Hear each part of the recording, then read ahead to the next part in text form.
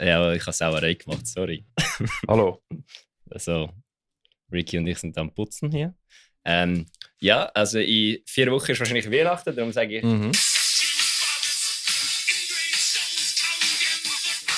Das ist schon gut. Das ist so geil.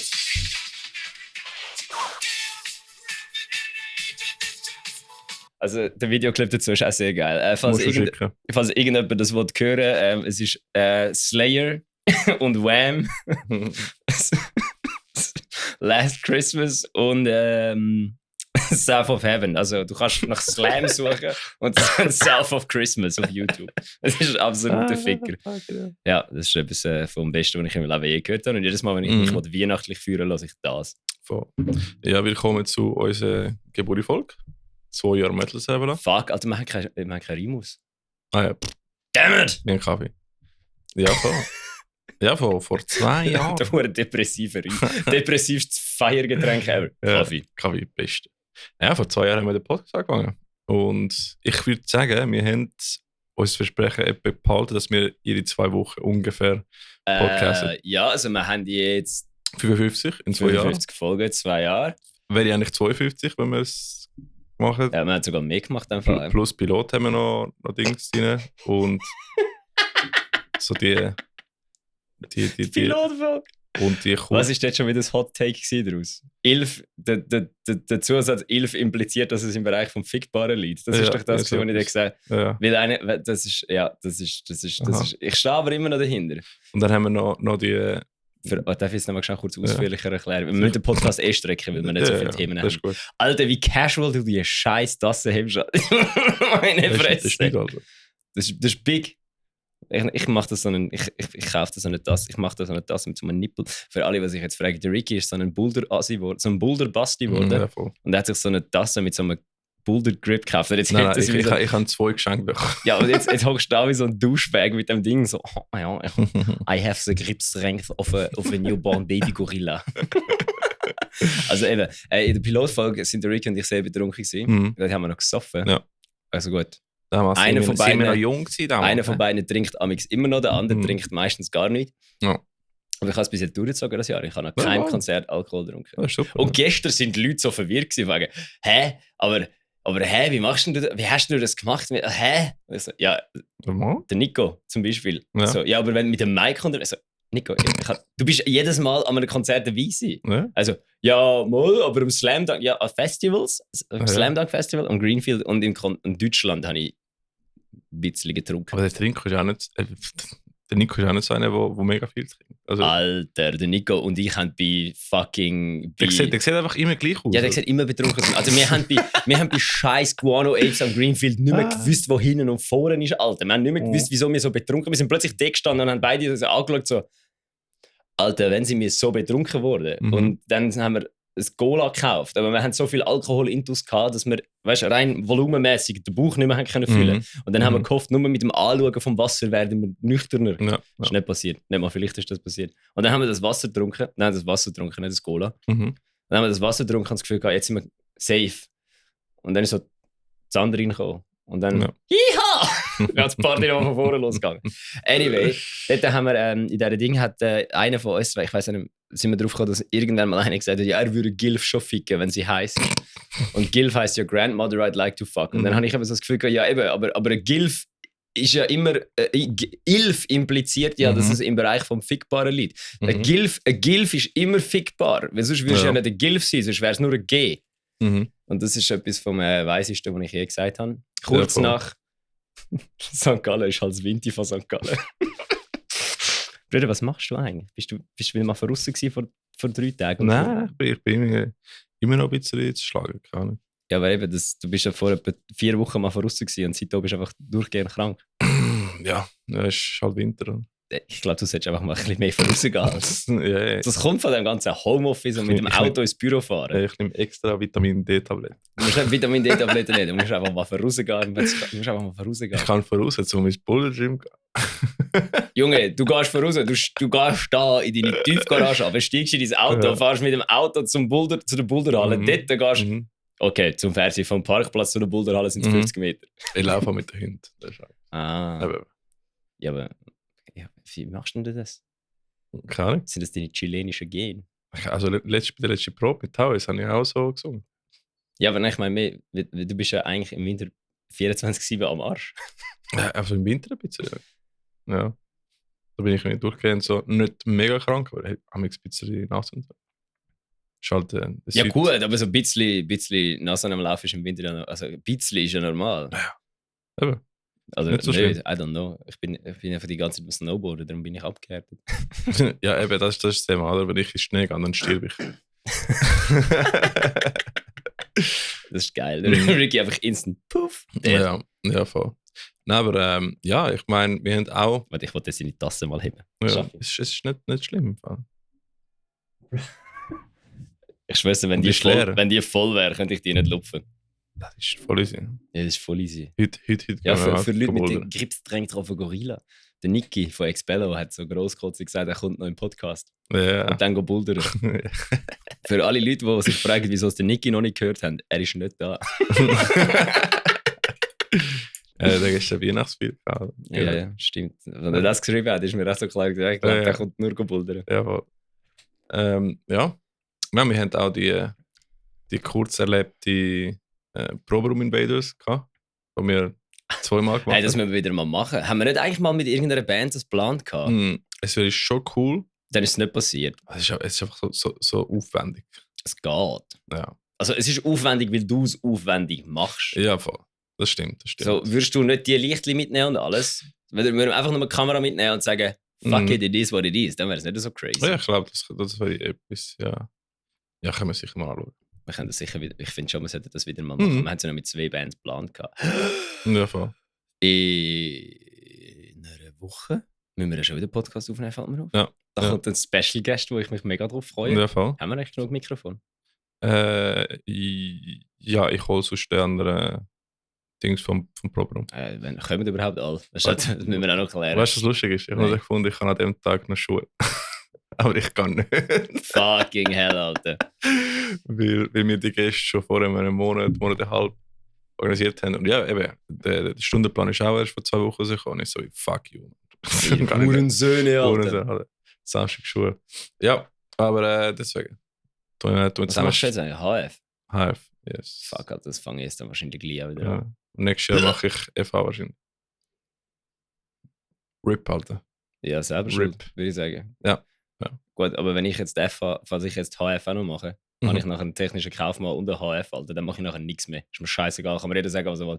Man muss sich weiterbilden. Brüder, ich habe einen technischen Kaufmann und einen HF, nachher mal gar nicht mehr. All for the cash, Bruder. Ja, weißt du, wie viel Cash machst du nachher, wenn du beides hast und einigermaßen einen Job findest, also dann musst Ja. Ich mache jetzt schon viel zu viel Cash. Ich schaffe nur 80%. Ich schaffe 80% und habe gleich viel Lohn wie vorher bei 100. Okay, das ist aber zum Fernsehen, das liegt daran, weil bei der Firma, die ich vorher geschafft habe, habe ich auch unterirdisch wenig bekommen. Weißt du, es ist auch so die Strategie, oder? Du willst so viel ausbilden, dass du weniger schaffst, dass du mit Musik kannst machen. Das Ziel ist nachher so 2 Tage arbeiten. Ja, aber ich sehe sie jetzt kommen. Ich sehe sie jetzt schon kommen. Also das Problem ist, ich mache jetzt nicht mehr Musik, nur weil ich weniger arbeite. Ich würde, glaube genau gleich viel Musik machen, würde ich 100% schaffen. Oh, ich muss sagen, ich mache mehr Musik, wenn ich im Stress bin. Ja, völlig, Alter, völlig. Ich bin nämlich letztes Jahr dort gekocht und dann habe ich so das Gefühl, also wie hat der Ricky das eigentlich geschafft, die 2 Alben zu schreiben? Und ich so... 2 Alben? Ein Album, sorry. Aber du bist jetzt ja schon am 2. Darf ich das überhaupt? Ja, du hast es ja selber schon angeteased. Ja. Du bist jetzt ja schon am 2. Album dran. Ich habe so, keine Ahnung. Ich glaube, der Ricky hat einfach irgendwie sich eine Deadline gesetzt, so einem Hitman angerufen und gesagt, Brudi, wenn der richtige Grund kann er nach dem Podcast verraten, wo meine These ist. Das kann ich da nicht. Das ist eine zu wilde These, die kann ich da jetzt nicht online verbreiten. Verschwörungstheorie und so. Sonst werden wir als Fake News abgestempelt. Ja. Weil Theorie mit dem Hitman ja absolut nicht Verschwörungstheorie. Und da hast du einfach gesagt, so dem Hitman einfach gesagt, Brudi, meine Deadline, Jack's Deadline, ist 27. November 24, erstes Album. Und wenn ich es bis dann nicht fertig habe, gut, aber dann hätte ich, das wäre ein Mistake, dann hätte ich das Album am 26. November fertig. Ja. Nein, also die beste Idee hast du auch in 2 Stunden schon fertig. Oder? Das ist so wie... Ja, ich habe ja den einen By the way, Eversis wird jetzt Linkin Park, weil ich habe Linkin Park das Album rausgebracht. Meine ganze, ist mir scheißegal, was sie sagen. Müssen wir gar nicht kommen erklären, dass ich kann den Chester nicht ersetzen. Sie ist bis Scientology. Der Danny Marston. Ist mir alles scheißegal. Ist mir wirklich interessiert mich kein verfickter Meter, Alter. Da können wir wirklich mal an den Sack hängen. Und jeder, der behauptet, die Frau könne nicht singen, ist einfach ist geistig wirklich einfach nicht bewaffnet. Also ich finde es, also von den Songs, die ich jetzt gehört habe, gefallen mir viel mehr als das letzte Album mit dem Chester im Fall. Minutes to Midnight oder was auch immer ist einfach... Nein, das Peak. ist nicht... Minutes to Midnight ist Peak, Alter. Nein, ich finde nach... Nein, sorry, Minutes to Midnight ist Bleeded Out, Given Up und so drauf. Also hallo? Junge, Given Up. Okay, ja, Given Up, ja schon. Also sorry. Nein, denkst du, wie heißt der Album nachher? Du meinst 1000 Suns wahrscheinlich. Oh ja, fuck that. Ja, genau. Das habe ich gemeint, sorry. Easy. Die sind aber einfach, also von der Namen her schwer auseinanderzuhalten. Ja. Ja. Also Minutes to Midnight ist so der letzte. Ja, also muss ich ganz ehrlich sagen, musikalisch hätte das Album, wie heißt jetzt? The Hunting Party. Das wäre wahrscheinlich musikalisch ein sehr geiles Album gewesen, wenn sie nicht die künstlerische Entscheidung gemacht hätten, dass der Albummix nach Scheiße tönt. Ja, das stimmt auch. Weil das Album, das hätte alles, was es braucht, zum stabiles Album, zum wirklich ein brutal gutes Album zu sein, aber es tönt einfach schlecht. Ich habe dann eben am Greenfield gesehen, wo sie das Album rausgebracht haben, glaube ich. Ja. 2014. Am 15. sind es, glaube ich, Greenfield gewesen, mit Hunting Party. Ja, genau. Ja, das ist so ein bisschen schon gut gewesen, aber ja. Und eben alle, die jetzt am Umbacken sind, fragen, ich kann den Chester nicht ersetzen. Ja, logisch kann sie den Chester nicht ersetzen. Niemand kann den Chester Bennington ersetzen. Ja, genau, wenn niemand könnte mich oder den Ricky ersetzen. Man ist als Mensch nicht ersetzbar, aber halt gleich. So, als Mensch in so Sachen ist man nicht ersetzbar, aber wenn du bei deiner Firma das Gefühl hast, du bist nicht ersetzbar, Brudi. Weißt du, wer ersetzbar ist? Es sind Dying-Mitglieder. Brudi. Ja, aber eben, das ist das, was ich darauf sagen will. Wenn du das Gefühl hast, du bist bei deiner Firma nicht ersetzbar, Brudi oder Brudine, viel Spaß, Alter, die haben das interessiert, wenn du gegangen bist, das interessiert niemanden. Aber SLA Dying Bandmitglieder sind ja auch nur Angestellte. Ja. Die werden wahrscheinlich auch behandelt wie Amazon-Mitarbeiter. Hast du ein neues Album gelesen? Ist jetzt raus? Nein, es interessiert mich gar nicht. Ich auch nicht. Der Nico so, es ist besser, oh mein Gott, das neue SLA Dying. Also, ja, cool, SLA, das tönt wahrscheinlich wieder wie SLA Dying. Ja. Also, es hat wirklich seinen Reiz verloren. Ja, same. Also. Das Comeback-Album, was mit dem ersten Line-Up nochmal gekommen sind, dort My Own Grave drauf, das war fett gewesen. Mein Grave ist aber nicht der vor dem Skandal. Und das ist nach dem Skandal. Das war nachdem er aus dem Knast gekommen ist. Ja. Nein, irgendwie, ich finde, ich kann nur hören bis vorher. Nachher irgendwie nicht mehr. Nein, also du musst, aber hast du My Own Grave den Song nie gehört? Den My Own Grave habe ich schon gehört. Also der Song ist brutal krass. Das ist einer der besten Songs ever. Ja. Aber die neuen Songs sind dann nicht so gut wie der. Ja. Und eben darum, ich bin einfach so mit neu Linkin Park, me happy. Ja, das ist gut wie zu haben. Wieder ein bisschen Metal. Also, du kannst vor allem sagen, was du willst. Sorry, das Album tönt nach Linkin Park. Jeder einzelne Song tönt nach Linkin Park. Ist es in den Charts? Ich bin mir fast sicher, das ist nächste Woche Nummer 1 in den Album. Klar, eben, das ist schön wieder mal ein bisschen härte Musik in den Charts haben, oder? Ja, aber ich meine, was zum Fick ist eigentlich los? Falling in Reverse spielt im Hallenstadion, Offspring spielt im Hallenstadion, Limp Bizkit spielt im Hallenstadion. Ja, was ist es? Electric Cowboy spielt im Hallenstadion. Ja. Die haben 2002 alle nicht im Hallenstadion gespielt. Die Bands sind jetzt alle grösser wie du. Also Linkin Park Limp Bizkit hätte schon 2002 im Hallenstadion gespielt. Limp Bizkit hat, glaube ich, nie im Hallenstadion gespielt. Meinst du? Ich glaube nicht. Weil wahrscheinlich haben sie Arena-Tours gemacht in Amerika. Ich kann mal schnell nachschauen. Ja, in Amerika ganz sicher, aber die Schweiz wahrscheinlich nicht. Ja, das ist ein guter Punkt. So der Unterschied zwischen europäischen und amerikanischen Szene. Weil mit der Zeit irgendwie weniger ein Unterschied geworden ist. Ich meine, heutzutage ist irgendwie alles gleich. Ja, alle Bands tönen gleich. Das haben wir gestern Abend Resolve gespielt. Das tönt wie jede andere scheiß Metalcore-Band, Alter. Machen es doch wenigstens wie Landmarks, die tönen wie Franzosen.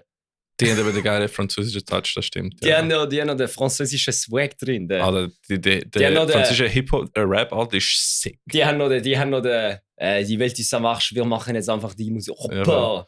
Wir haben more Kultur wie ihr Schweine. Habt ihr eine große penisförmige Objekt in die Mitte von eurer Hauptstadt? Ich denke nicht. Hoppa! Und nachher einfach 2 Minuten lang Double-Time-Rap machen.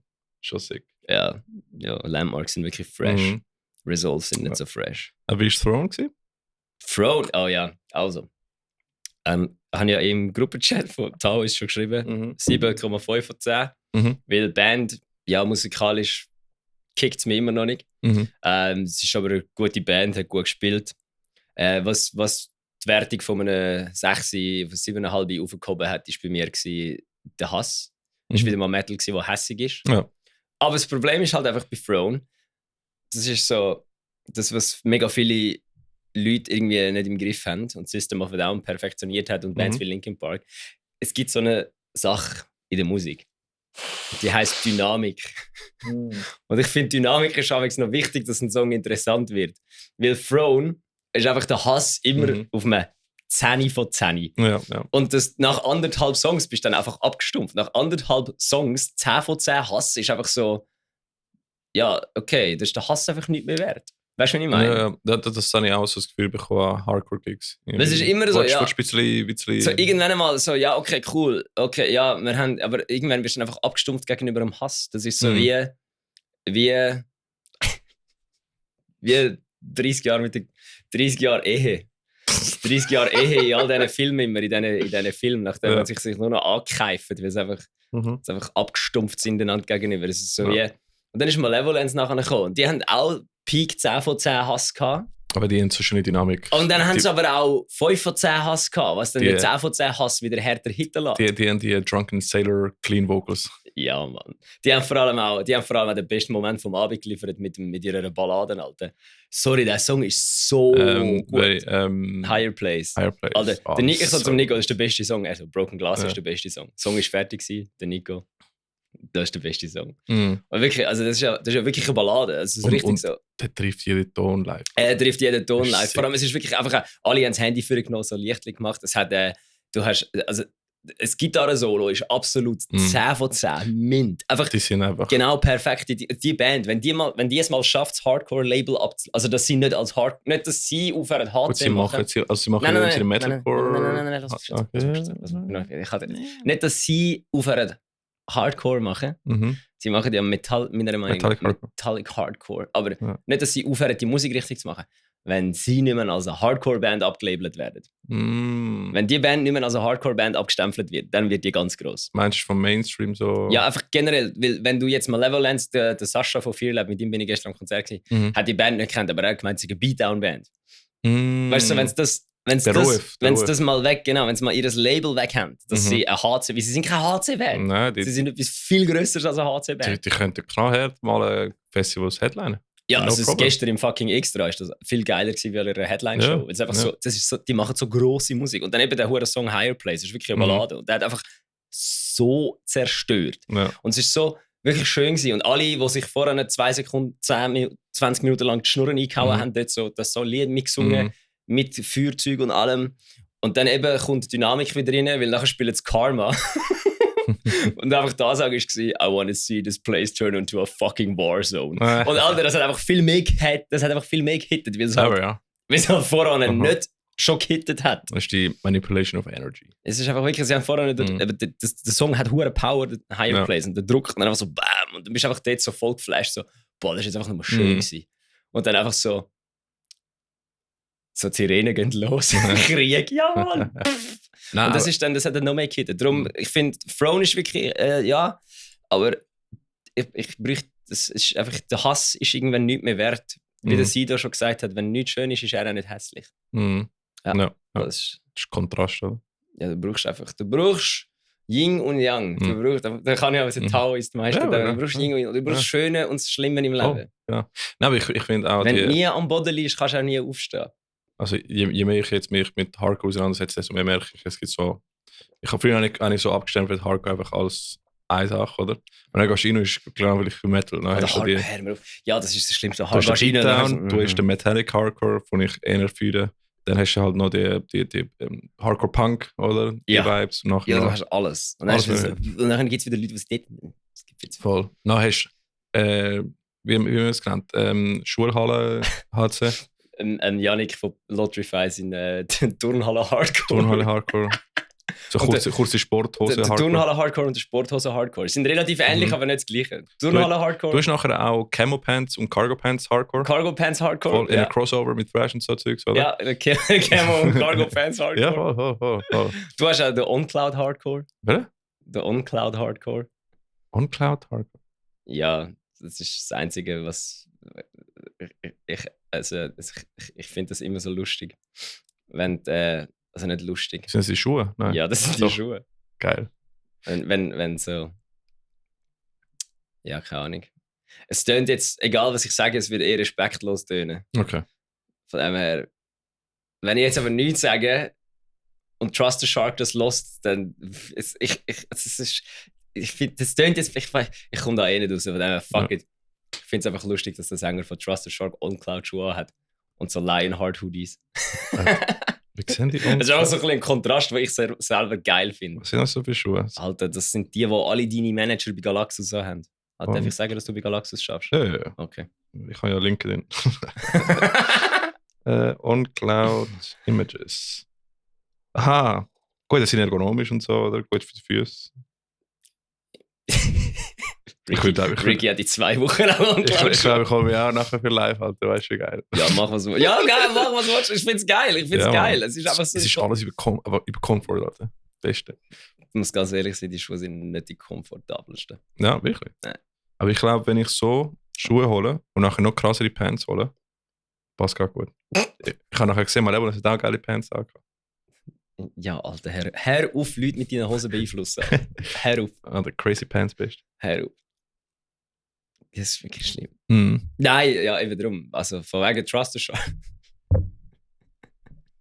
Aber ja, erzähl mal, du bist mit Safe Last Breath, oder? Ja, ich war mit Safe Last Breath in Vevey gewesen, das Wochenende. Mhm. In der Romandie. Ja. Die haben dort gespielt mit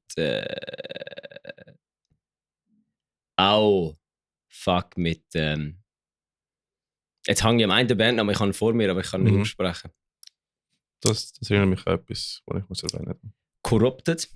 Und sie, die Greenfield Band Contest gewonnen haben früher. Für die Belgien. Alchemist, genau. Geil. Das war mega lustig, das war so eine Albaner-Bar. Fucking funny. Oh, geil. Also wirklich so vorne drin so eine Albaner-Bar, hinten drin so... so gut. So einfach Mädel auf der Fresse, Alter. Oh, wenn ihr schauen, wie es war, geht auf die Safe Last Breath Page, das Reel ist oben. Mhm. Und das war mega wild, weil es hat sich wirklich so angefühlt wie so eine Safe Last Breath Show von 2014. Geil. Weil in der Romandie unten sind einfach alle absolut batshit fucking crazy. Es gibt keinen Fick. Da drinnen hat es Leute mit Arbeitshosen, so mit so leuchtigen Arbeitshosen. Es hat 50-Jährige gehabt, es hat Teenagers gehabt, es hat so Ausgangspüppis und Dudes gehabt. Oh, jemand hat uns gerade vor einer Stunde einen neuen Release geschickt. Okay, können wir noch es hat alles gehabt dort und es haben sich einfach alle verprügelt drin. Es war wirklich schön gewesen. Also nicht verprügelt, so wie früher so gemoscht. Mhm. Und Vibes 10 von 10. Der Moritz und ich sind draussen. Ich habe Videos gesehen, das ist geil. Ja, das sind draussen gewesen, der Moritz und ich. Und dann hat plötzlich so einer einfach irgendetwas an einen Stein angehauen. Und wir haben dann so gefragt, the fuck are you doing? Wirklich einfach so bam, bam, bam, bam. Und dann kommt er so zurück und hat so eine Weinflasche in den Schuhen. Und wir so, ja stimmt, wir sind in der Romandie. Die sind viel gescheiter wie wir. Anstatt dass man überteuert ein Sixpack kauft oder ein 24er Bier und das reinstellt, bevor man an ein Konzert geht, nehmen die einfach eine Flasche Wein. Stimmt. Die stehen einfach Wein. In der Romandie klopfst du einfach eine Flasche Wein. Das haben wir ja mal ein CU Festival gesehen. Genau, du klopfst dir einfach eine Flasche Wein hinter, bevor du ins Konzert gehst. Und wenn du eine Flasche Wein in den Schuh hinter tust, kannst du sie so eine Wand hauen und dann geht irgendwann der Deckel raus wegen dem Druck. Das ist Physik. Von dem her Nico. Nein, nicht Nico. Einfach generell Lehrer. Wenn ihr Kind Physik beibringen, nehmt eine Weinflasche und Schuhe und haut die mal auf den Tisch. Das war sehr geil gewesen. Und dann sind wir, das war wirklich cool gewesen. Das war nice gewesen. Und dann sind wir dort nachher am nächsten Tag, dann haben wir dort irgendwo in Bern in der Nähe übernachtet, in so einem Airbnb, wo einfach so irgendeine Wohnung war, etwa wie die da, aber kein einziges Möbel drin, außer Bett. Und dann sind wir auf die Zofingen gefahren als Craftfest. Stimmt, ja. Wo ich das erste Mal in meinem Leben Irony of Fate gesehen habe. Wo Sveti und ich unseren Plan nicht haben können machen, weil wir haben eigentlich habe ich gemeint, das erste Mal, als ich Irony of Fate gesehen habe, ist am... Du hast ihn nie gesehen? Nein. Ich habe gemeint, das erste Mal, als ich Irony of Fate gesehen habe, ist am Dings, am Bullhead Festival. Mhm. Und dann spiele ich dort ja gleichzeitig mit Fearlab. Mhm. Ich dort ja Bass spiele für Fearlab. Ja. Und dann haben wir gemeint, wir sehen uns das erste Mal live, gerade so am gleichen Abend. Ja. Und dann ist das leider nicht passiert, weil ich nicht am Craftfest gespielt habe. Ich habe auch nicht auf Fade, das glaube ich das erste Mal mit Ginger gesehen. 2017 oder 18, 19, keine Ahnung. Mit Ginger. Sie haben mal mit Ginger gespielt. Irgendwo im Aargau. Bin nicht mehr sicher wo. Im Aargau. Ja. Im Werk Baden. Nein. Piccadilly ist nicht. Mit Ginger im 18. Ja, ich weiß nicht mehr, was es war. Ja, Aarau. Ginger Kiff, hat ja auch. vielleicht ist es im Knei. Ginger hat ja auch im 20. in der. Er ist doch im Werkbaden gesehen, ja? Ja, logisch ist es im Werk Baden. Ja, klar, ja, tatsächlich. Mhm. Das ist geil gewesen. Ginger hat auch im 20. oder 21. ja in Wetzikon gespielt noch. Die sind auch. Mhm. Ja. Ja, es war gut gewesen. Und dann sind wir dort, es ist lustig, sind wir dort angekommen. Und dann im Backstage oben sind, nennen wir es mal, Muffins gestanden. Wer auch immer die Muffins dort hingestellt hat. Ja. Dann ist irgendwann mal eine relativ frühe Warnung raus, dass die Muffins eventuell ein bisschen gute Muffins sind. Mhm. Dann kommt irgendwann der Dave von Safer Last Breath zu mir, weil er herausgefunden hat, wie gut es die Muffins sind. Also nicht, weil er eine gegessen hat, sondern weil er nachgefragt hat. Gehört hat, ja. Weil er das Rezept für die Muffins nachgefragt hat. Und dann sind wir dort gekocht und haben alle mal das Gefühl gehabt, so, ja, ist jetzt ein bisschen viel von einer Zutat für 14 Muffins. Dann haben wir natürlich dort herausgefunden, also das ist jede Band, die reingekommen ist, dann quasi so gewarnt worden, so von offizieller Seite aus, dass die Muffins eventuell vom Rezept her ein bisschen dass der eine das Rezept vielleicht ein bisschen falsch gelesen hat und ein bisschen, ich muss die Story so erzählen, damit wegen Liability-Gründen. Ja. Also eventuell die Muffins halt erst nach dem Konzert konsumiert werden. Alle Wintertourer und Studenten verstehen jetzt, was in diesen Muffins drin war. Ja. Weil man die Muffins definitiv nicht essen konnte. Die Muffins hat man müssen konsumieren. Und ja, dann ist das so ein bisschen ein Running Gag den ganzen Tag durch die Muffins dort. Und es ist wirklich schlimm gewesen, weil ich dann beim Nachtessen irgendwann einfach mal so vergessen, dass das ja nicht einfach Dessert ist. Und dann habe ich einfach so meine Hand schon so, oh geil, Muff, nein. Ja, also auf jeden Fall, also wir waren so verdammt früh da gewesen. Also Safer Last Breath schon um 11 sind wir glaube ich da gewesen. Wir sind angefangen mit so Tattoo-Dings vorher. Ja, genau, eben. Wir sind ja am 11 da gewesen, Sons of Coherence sind da gewesen, Trust the Sharks sind da gewesen. Und dann sind wir mit denen, also aufgestellt, alle Bands haben Soundcheck gemacht und dann sind wir mit denen ein bisschen im Backstage umgehängt. Das war wirklich cool gewesen. Ja, ich habe das erste Mal ein bisschen länger mich mit Leuten von Trust the Shark unterhalten, weil sonst habe ich die nie wirklich gesehen. Nur immer an Konzert so, hoi, ciao. Ja. Und wirklich geile Sachen. Sie sind, glaube ich, von dem Huren Paul Logan, weiß auch nicht was, YouTuber-Dude von dem Prime-Drink. Ich habe herausgefunden, wieso der immer rumsteht bei ihnen. Wieso? Sie haben, glaube ich, mal wie Safer Last Breath und einfach mal das Ballett von dem bekommen, so quasi als Sponsoring. Das ist nicht mal so schlecht, muss ich sagen. Alright. Das ist wirklich noch geil. Wir müssen mal Eltoni schreiben. Wir müssen definitiv fix mit mir mit Taoist Eltoni schreiben. Ja, absolut. Machen wir mal. Wir dürfen ja, dann machen wir. Ich würde sogar HC-Trailer so viel machen. Ja, fix, Bruder. Einfach wir zwei können einfach Eltoni schreiben. Es ist einfach dich und ich habe ihnen ja mal geschrieben. Ja. Also, als ich arbeitslos war, habe ich mich ja einfach bei ihnen beworben, dass ich für das RAF eine Bewerbung habe als Marketingleiter. Hättest du einen guten Job gemacht? Da habe ich ihnen geschrieben, so wegen, sie kennen mich wahrscheinlich nicht, aber ich hätte schon mit ihrem Marketing-Team zu tun gehabt. Weil das Taylor Swift Factory Racing Team ja quasi mit ihnen schon Kasten bekommen und so mega lustig. Dann hat der CEO von Eltoni zurückgeschrieben, so wegen, ja, sie finden es mega lustig, das Factory Racing Team. Ja, leider suchen sie halt jemanden, der schon Erfahrung hat auf dem Dings. Und so, ja, voll, okay. Ich habe es mal probiert. Oder? Ja. Habe ich geschrieben, falls ich darf ich gerne mein Dossier behalten, habe ich dann geschrieben, falls man sonst etwas braucht. Ja. Mittlerweile bin ich mir sicher, dass ich die nächsten 10 Jahre wahrscheinlich nicht so Bock habe auf irgendetwas in diesem Bereich. Weil ich doch herausgefunden habe, ich bin eher ein Techniker als ein Verkäufer. Ja, ist ja gleich, was wir bin ich abgedriftet. Dann haben wir mit denen geschnurrt im Backstage. Es war wirklich sehr, sehr, sehr gemütliche Atmosphäre. Sie sind einfach alle am Arsch gewesen, aus irgendwelchen Gründen. Fast so, als ob nur über 30-Jährige in dem Backstage hineingebracht werden. Ah nein, Sons of Coherence nicht. Die sind unter 30 gewesen. Die Jungspende. Sind sie junge Buben? Nein, ich glaube auch nicht alle. Nein. Also die dort waren, nein, die dort waren, nicht. Der Sanchi ist, glaube ich, auch schon, wird auch schon 25 gewesen sein, glaube ich. Der Yannick ist sicher auch schon 30. Mhm. Der Yves ist auch dort gewesen. Ja, keine Ahnung, ist ja gleich. Auf jeden Fall. Trust the Shark, mega cool gewesen. Mhm. Und eben das, was ich vorher wegen der OnCloud-Show gemeint habe, es hat einfach so blöd tönt, wenn ich das gesagt habe. Ich finde es wirklich eigentlich voll geil. Also jetzt bin ich neugierig, das muss ich probieren. Sie sehen gemütlich aus. Holt euch Geld von OnCloud. Trust the Shark. Da, schau jetzt, da. Der Ricky will sich wegen euch OnCloud-Schuhe kaufen. Schreibt diesen Huren Hals auf Schneider.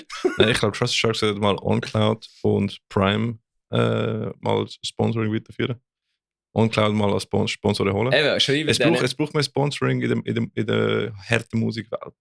Ja, aber auch nicht. Wenn du bald gesponsert wirst, bist ja gut, es kommt darauf an, wie. Ja, wenn Leute wissen, du bist hässig und machst hässige Shit.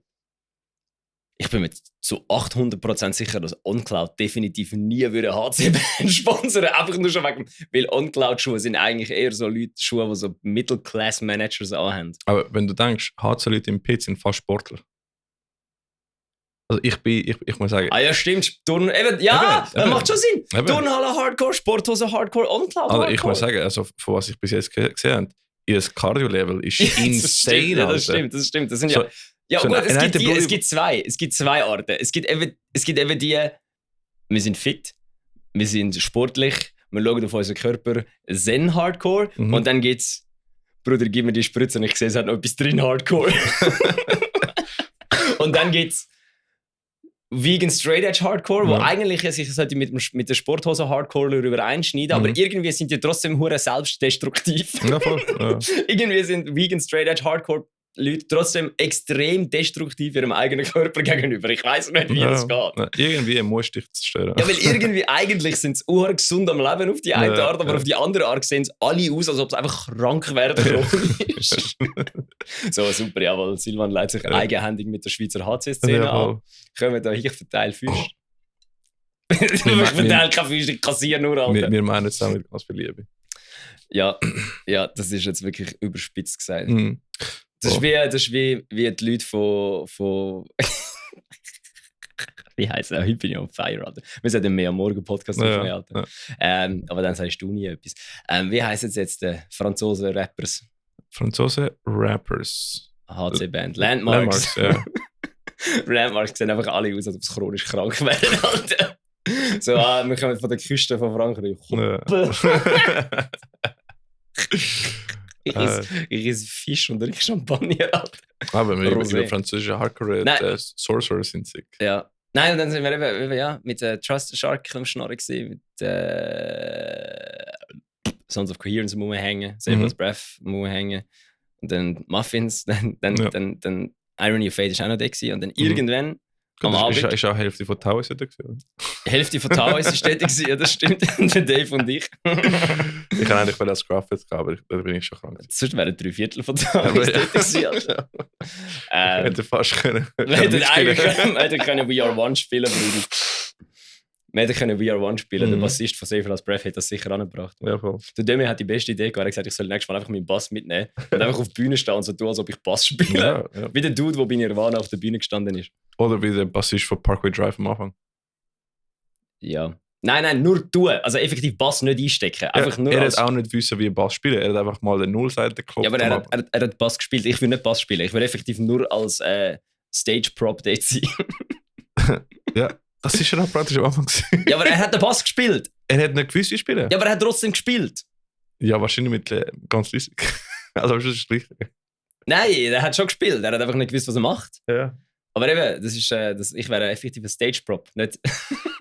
und dann irgendwann einmal, sag mal, jetzt kommen wir wieder zurück zu deinen Muffins. Ja. Und dann irgendwann einmal sind wir runter, dann haben die Leute sich tätowiert unten, dann haben Leute mehr getrunken unten.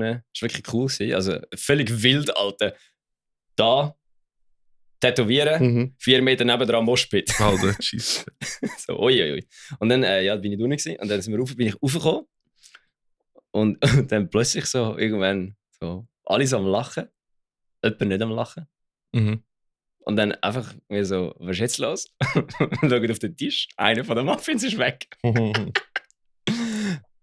Und er hat jetzt keinen Namen. Nein, Sagen jetzt keine Bands. Jemand, der gespielt hat. Es war aber jemand, der gespielt hat, genau. Hat er noch nicht gespielt? Nein, das war doch vorher gewesen. Und sagen wir es mal so. Ich glaube, die Person hat die Warnung von den Muffins nicht so ernst genommen. Das Gefühl gehabt, die Muffins müssen zuerst mich kennenlernen. Dann hat die Person halt Muffins kennengelernt. Ja. Sagen wir es mal so. Also, ich nehme mal an, in dieser Diskussion, die die Person geführt hat, ist Gott. Das Universum. Shit. Und wahrscheinlich sämtliche Vorfahren drin vorkommen, weil Bruder, das durch den Urknall durchgesehen.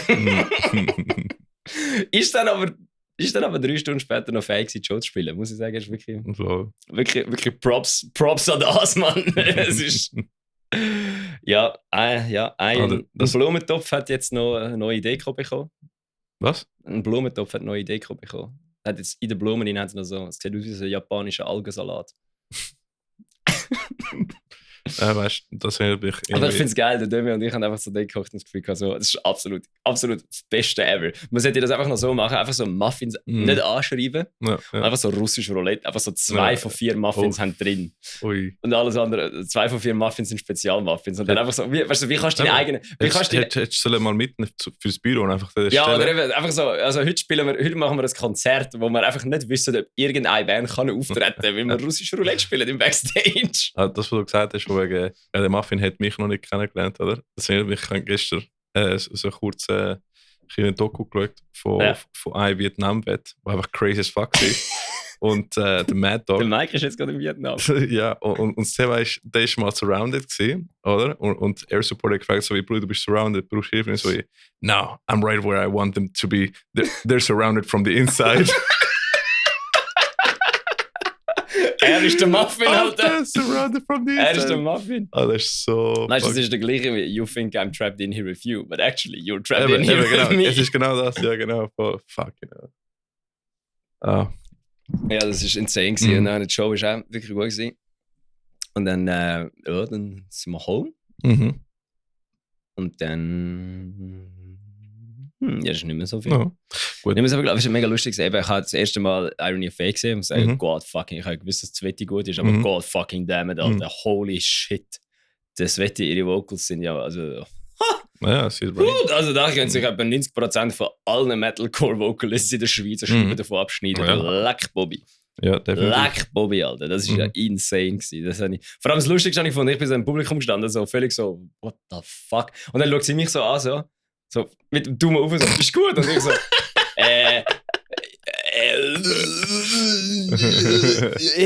ja, sehr gut, ja. Das war lustig gewesen. Shit, das war wirklich geil gewesen. Hat sehr Spaß gemacht. Ja, aber ich schon gerne dabei gewesen. Aber next time. Ja, und dann war noch Palais Royal gewesen. Aber eine Woche vorher sind wir ja bei der Venezuela gewesen. Oh ja, das stimmt. Voll vergessen. Voll? Ja. Das war ein Konzert gewesen. Gut. Ja. Nice. Ja. Wenn wir noch darüber reden, dann machen wir jetzt noch ich muss überlegen, was vor 2 Wochen ist. Ja. Wir haben gerade am Morgen Podcast gemacht. Ja. Ja. Wir haben am Morgen Podcast gemacht, weil ich dort hin haben müssen am Nachmittag. Stimmt. Du bist schon ziemlich am Arsch gewesen. Ja, das war gut gewesen. Ja. Ja, der Nico und der Umi haben so einen Scheiß. Vodio hat ja auch mitgespielt. Ja, Vodio, Never Again und The Fenestrate. Ja. Vodio, Never Again hat, glaube ich, das erste Konzert gehabt. Ja, tatsächlich. Das habe ich dann auch gefunden am Schluss, ja. Vodio hat einfach wieder mal alles gegeben. Vodio einfach wieder mal klassisches Vodio. Also, sie sind so gut, ist Stage Presence. Also, ich schwör's dir. Vodio ist einfach so, was passiert, wenn du 5 Golden Retriever Kokain gibst. Ja, voll. Das. Und sie haben irgendwie so Magnetdrachen verkauft am Merch, wo wir nicht wissen, woher die rauskommen. Sie haben sie 3D gedruckt. Ich habe gefragt und so, ja, keine Ahnung, der Bruder hat sie einfach gehabt. Okay. Also, ich habe 2 gekauft. Die sind so geil, Alter. Die sind super. Nur ein Magnetdrache in der Vodio. Das Geilste so, die sind ja in der Vodio-Farbe geil und die Band selber so, oh was? Ja, die sind wirklich geil, die Magnetdrachen. Es war wie ein Weihnachtsmarkt. Die sind ausverkauft innerhalb von nichts. Ich habe die grosse Drache gehabt. Dann haben sie ausverkauft. Ich habe eine. Dann habe ich kleine Drache bekommen. Ja. Das ist geil. Mhm. Ja, das war wirklich funny gewesen. Und ich durfte noch Mike seinen Guest-Spot übernehmen. Stimmt. Weil der hat das Gefühl gehabt, wir sind in Japan sein und kann nicht an der Platte Taufe spielen. Dann habe ich Mike seine Vocals übernehmen. Ja, voll. Zum zweiten Mal in meinem Leben habe ich Mike seine Vocals übernommen. Ja, sogar gefilmt. Hast du geschickt? Irgendwie, du hast anscheinend auch gesagt, du hättest meine Guest-Vocals bei Small District gefilmt. Von denen habe ich aber auch noch nicht viel gesehen. Doch. Nein? Hast du die Podcast-Folge gelesen von Berg 21? Das ist deine, die ganze Performance.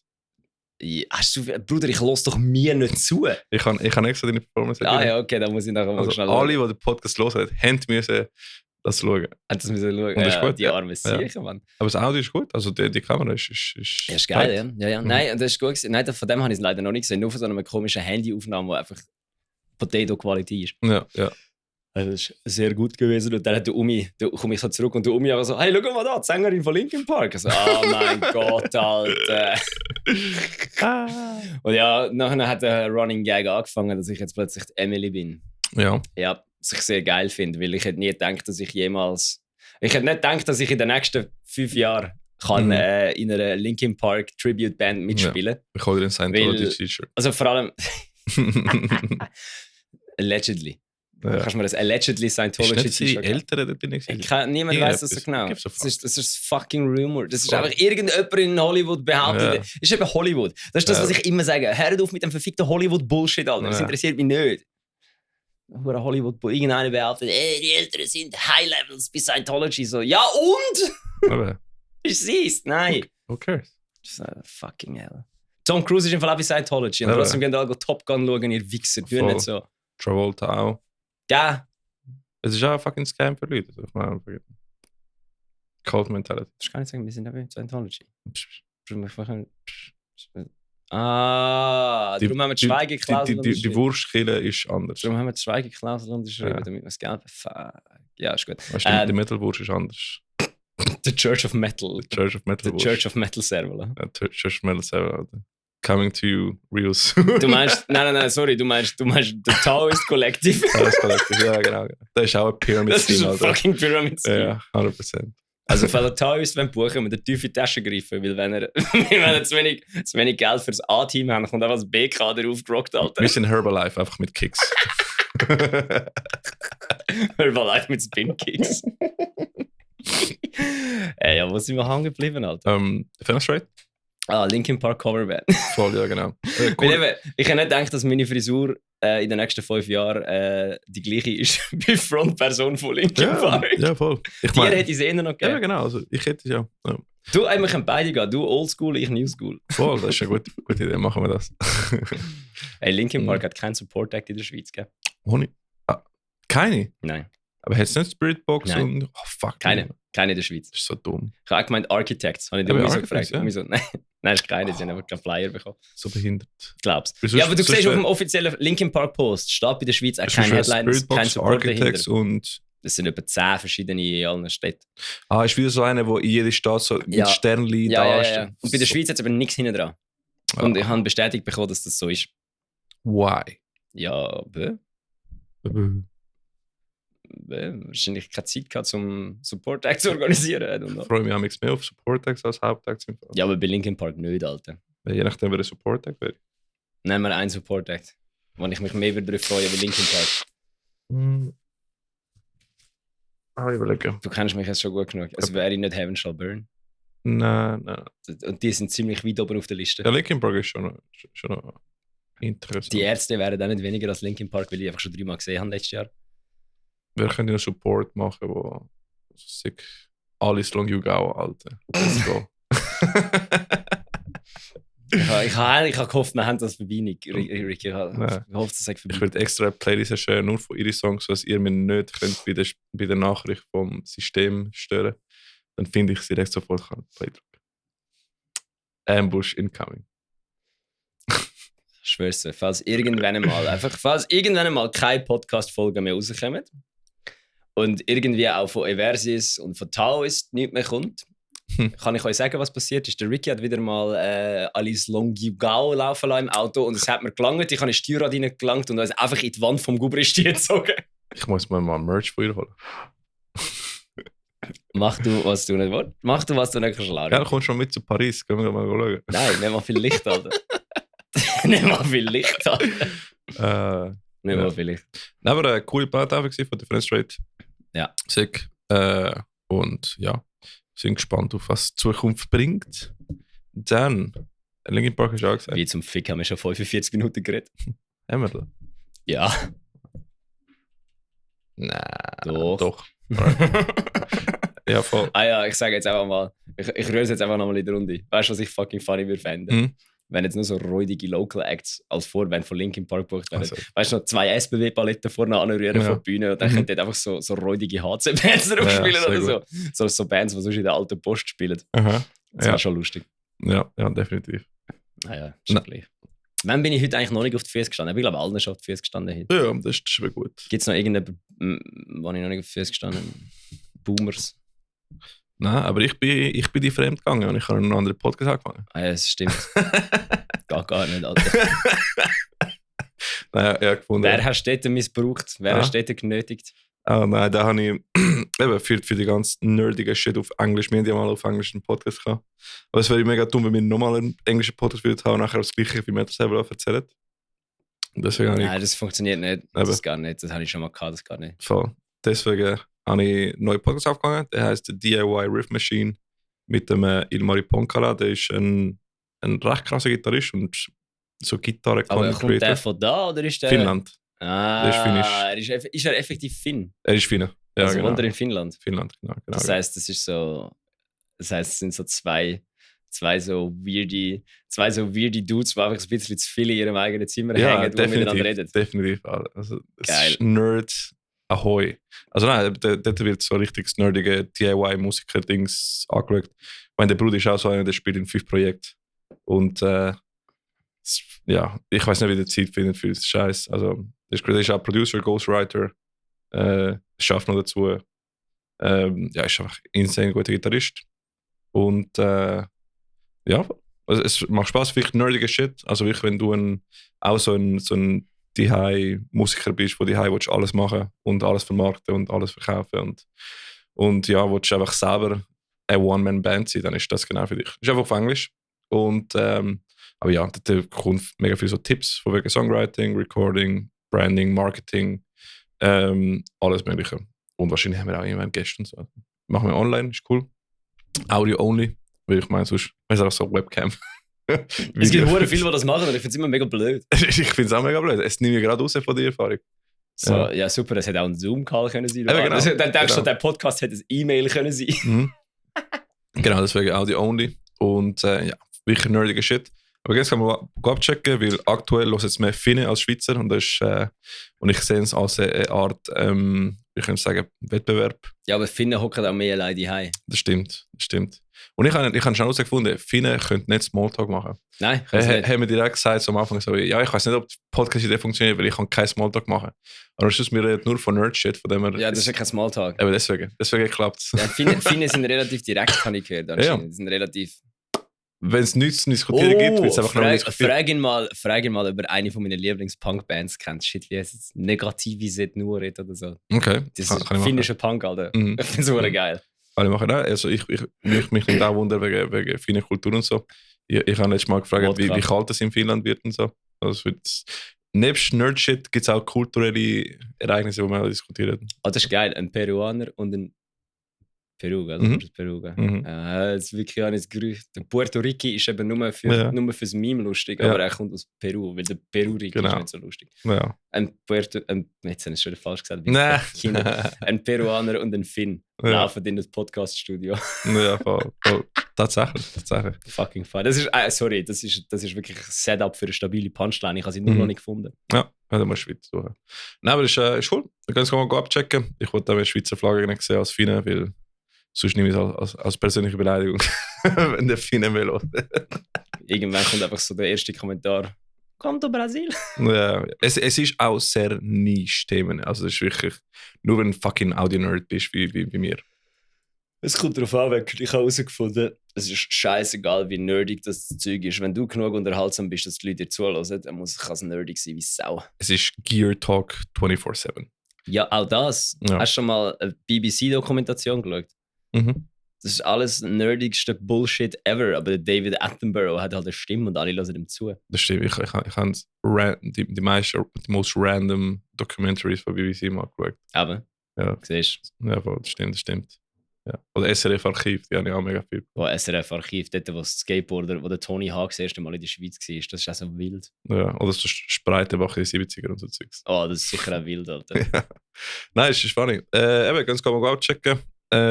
Neue Podcasts, die wir jetzt wöchentlich machen. Check it out. Geil. Dann, ist News, aber nicht wirklich News. Also, wir haben überlegt, Einfach, dass ich das gesagt habe, ich habe gar nicht überlegt. Ich bin da reingekommen und dann hat der Ricky mir das gesagt und ich so, es klingt so, als ob du dir etwas überlegt hättest. Also von dem her klingt das gut. Also nein, es klingt so, als ob du dir etwas überlegt hättest und es klingt so, als ob das Sinn macht. Ja, voll. Von dem her. Nein, also Einfach, ich wollte den Credit dem Ricky geben. ja, Nicht Credit abstauben für etwas, wo ich nichts dazu studiert habe. wir sind ein Team. Und, Ja, und ja, in dem Team werden Sachen auch manchmal aufteilen. Zum Beispiel bei uns ist das Denken ist da eine, das Schnurren ist da. Das ist super, ja. Nein, aber wir haben ein Konzept, wir haben nie wirklich so ein fixes Konzept für den Medienpartner-Dings gehabt. Und wir wollen auch... Shit, wir mit dem Grenchen noch schreiben. Wie wir das? Ja. Ich glaube, wir haben den Leni immer noch nicht gesagt, was wir jetzt nächstes Jahr machen. Oh shit, okay. Ja. Ja. Nein, aber wir haben nie wirklich ein Konzept Das Morgen-Podcast? Ah? Das Morgen-Podcast? Was? Machen wir jetzt dort einen Morgen-Podcast? Dann könnte ich ihm das mal sagen. Ja, Okay, das Morgen-Podcast, Backstage-Podcast, Campplatz-Podcast, ich will alle drei machen. Ist gut. Er ist gerade in der Mitte vom Campingplatz voraus. Mit so Road-Mikrofon. Alle können reinschießen. Ja, genau. Fuck, Ja, Alter. das wäre fucking geil. Okay, ja, sorry, mach weiter. Genau. Ich bin jetzt ruhig. Nein, also das Ziel ist eben, unser Ziel mit Metal ist ja die Visibilität von der ganzen Szene mal für zu pushen und wirklich mal alle Chancen geben und was auch immer. Und eben, support your locals, hoch 2 und so weiter. Und deswegen ist halt einfach, weil der Tag nur so viele Stunden hat, weil wir auch nicht wirklich Favoritismus zeigen oder was auch immer. Und deswegen habe ich gefunden, hey, machen wir so. Ihr findet unser Bildmaterial in unserem Linktree. Ihr findet unser Logo, alles. Und es ist ja so, grundsätzlich, wir tun alle Konzert-Releases promoten auf unserem Podcast. Dementsprechend, wir sind auch mit den Partnern von euch und wir pushen euch Shit. Deswegen, ihr könnt gerne auf eure Flyers und auf eure Events einfach unser Logo draufsetzen, uns taggen im Instagram-Post und dann versuchen wir alle, die wir drauf taggen sind, mal zu sharen, die Story. Und wir werden sowieso auch noch im Podcast noch erwähnen. Also da steigt auch Visibilität für uns, um zu schauen, was alles läuft. Dann tun wir auch also wir pushen schon alle Konzerte und was auch immer. Aber jetzt haben wir sagen, weniger Favoritismus, würde ich sagen. Einfach so. Ist so ja.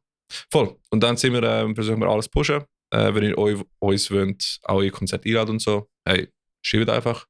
Machen wir gerne. Ich meine, an jedem Konzert, wo wir sind, wir erwähnen auch unsere Erfahrung im Podcast. Also, ist Win-Win.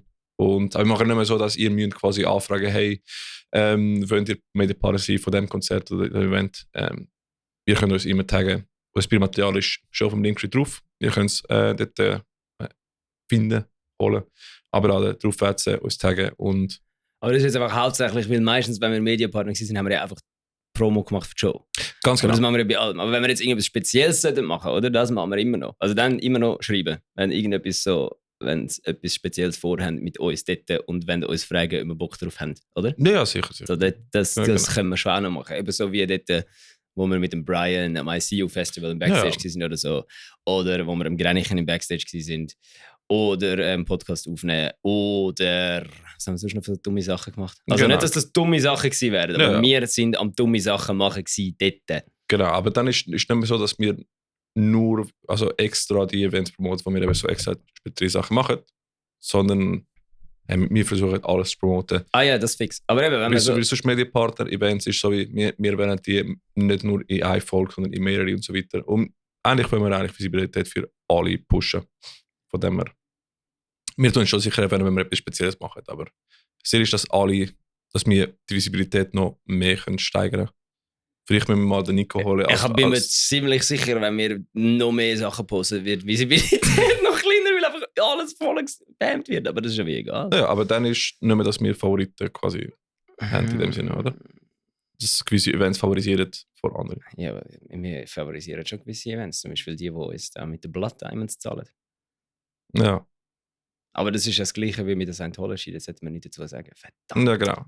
Nein, aber es ist einfach mal zum mehr Niemand hat das jemals zahlt für irgendetwas. Einfach, dass er das wüsste. Vielleicht müssen wir mal den Nico fragen, ob er Social Media aushelfen will. Sonst eben.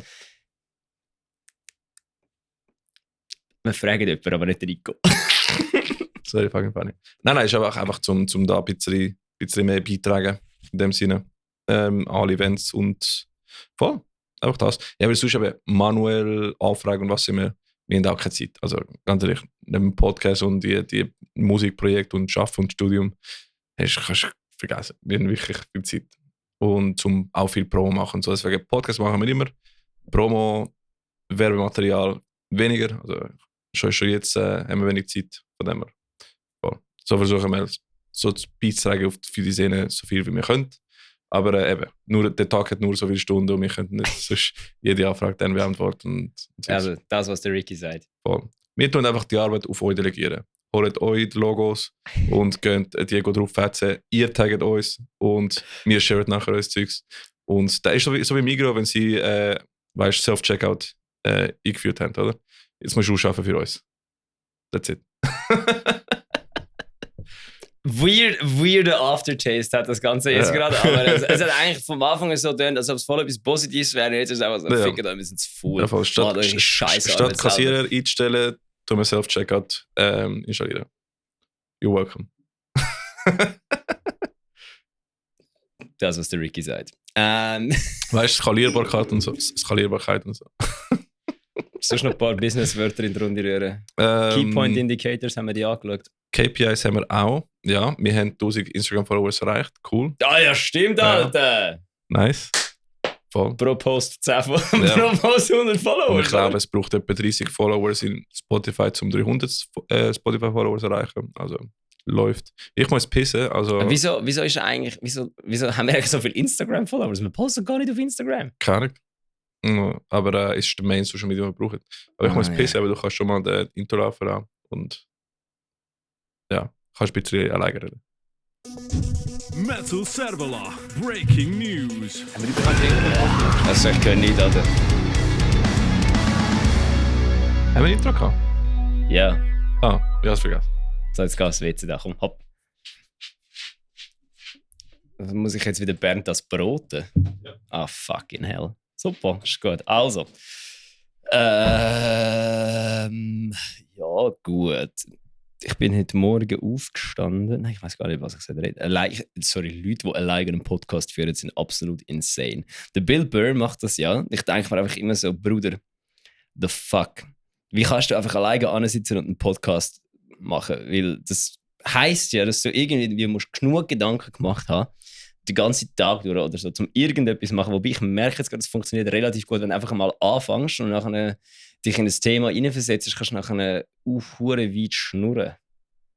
Damn it. Das heisst, ich muss mir jetzt einfach selber die Inputs geben, die mir sonst der Ricky amigs gibt, weil eigentlich mache ich ja nichts anderes, wenn ich mit dem Ricky da sitze, dass er irgendetwas sagt und ich dann das komplett entgleisen lasse. Ja. Ich habe letztens wieder mal das Gefühl gehabt, dass... Nein, es ist nicht. Ich habe den Faden verloren. Vorher hatte ich etwas gehabt. Dann habe ich weggedacht von dem. Also haben wir letzte gehabt. Letzte. Das kann man rausschneiden. Das ist auch nicht so schlimm, wenn jetzt noch nichts kommt. Ricky soll noch schneller pissen. Ah ja, wir hatten letzte sogar noch Taoist-Probe gehabt. Die war sehr lustig, weil der Danu, der früher bei Whiteout Schlagzeug gespielt hat, war der. Der Ricky war der und ich bin der. Und jetzt müsst ihr euch vorstellen, der Ricky hat von Fearlab ein PA bekommen. Und der PA ist so ein... Das ist das, was eigentlich Musik laut macht in einer Konzertvenue. Und die hat er aufgestellt und dann sind wir dort am Proben gewesen, und der Ricky hat einfach immer den Bass laufen lassen und der Daniel und ich haben beide das Gefühl gehabt, Bruder, wir hören den Bass nicht, du kannst ihn wirklich abstellen oder viel lauter machen. Und er so, nein, ist schon ein guter Sound. Und wir haben nie gewusst, wieso der Ricky so guten Sound hat. Und dann musst du dir vorstellen, der Ricky ist vis-à-vis von mir gestanden und in seinem Bandraum hat so einen Pfosten in der Mitte und der Pfosten ist eine Gitarrenbox davor gestanden und die war auf mich gerichtet gewesen. Und links davon hatte ich so einen PA-Lautsprecher gehabt und ich einfach dem Ricky seine Stimme ein bisschen rausgehört habe. Und er hatte vorne noch grosse gehabt, wo viele Sachen hättest du drüber laufen lassen, das hat er irgendwie nicht wollen. Aus Gründen. Keine Ahnung.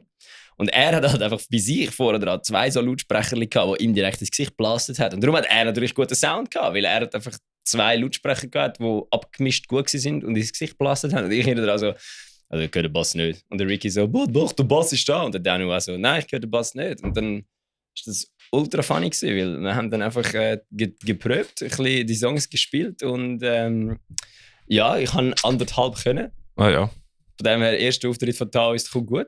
Ja, Mann, let's go. 1,5 Songs können wir. Ja. Also 1,5 Songs kann die Hälfte von der Band. Am Schluss sind schon 2 Songs, du hast schon den ganzen Song nachher gespielt. Ja, aber nicht gut. Aber Der erste, der We Are One, den würde ich jetzt können, den würde ich sagen, den kann ich genug gut zum Live spielen. ja, es ist Hardcore, das ist ja nicht mehr, wenn es nicht richtig spielst. Ja, doch.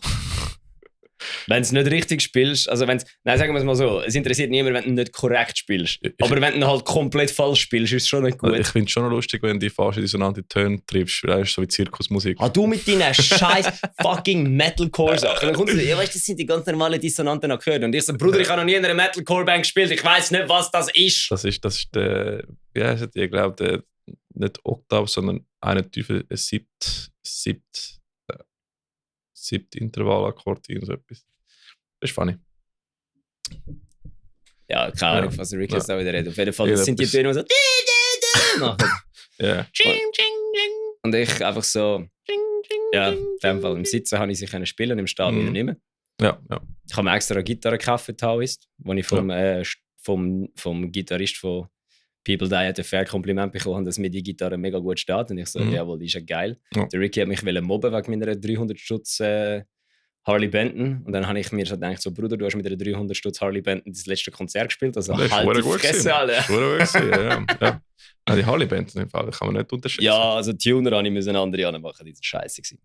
Ich habe eben Harley Benton Locking Tuner. Ich habe Harley Benton Locking Tuner so mit einer Chapman dran und ich finde sie nicht gut. Ich mache dann wieder die normalen an. Ich habe, glaube ich, sogar auf meine Solar. Ja, Solar hat auch Harley Benton Locking Tuners. Ich weiß nicht, die ich habe. Also vielleicht sind sie am Anfang gut, aber ich habe sie ja das letzte Mal, als ich wirklich mit dieser Gitarre gespielt habe, war ja in unserem Livestream gewesen, und dort ist sie ständig aus den Dings gefallen. Also dort ist sie wirklich während dem Song hat sie sich verstummen. So mir ist noch recht stabil. Ja, aber ich habe mit meiner dort eben auch schon über 10, 20 Shows gespielt. Okay, ja. Vielleicht sind sie auch einfach durch. Ja, das ist gut möglich. Also darum, ich habe mir jetzt Fender Locking Tuners angemacht, Ja. die sind geil. Alright. Ich kann mir eine Gitarre aufbohren, weil Fenderlöcher natürlich anders sind als Harley Benton. Unnötig. Einfach, sind es Grover-Tuners?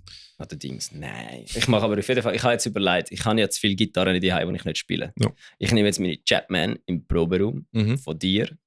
Ich mache dort einfach meine anderen Tuner an, mache neue Seiten drauf auf Drop B und die im Proberaum, dass ich nicht immer meine Gitarre noch schleppen.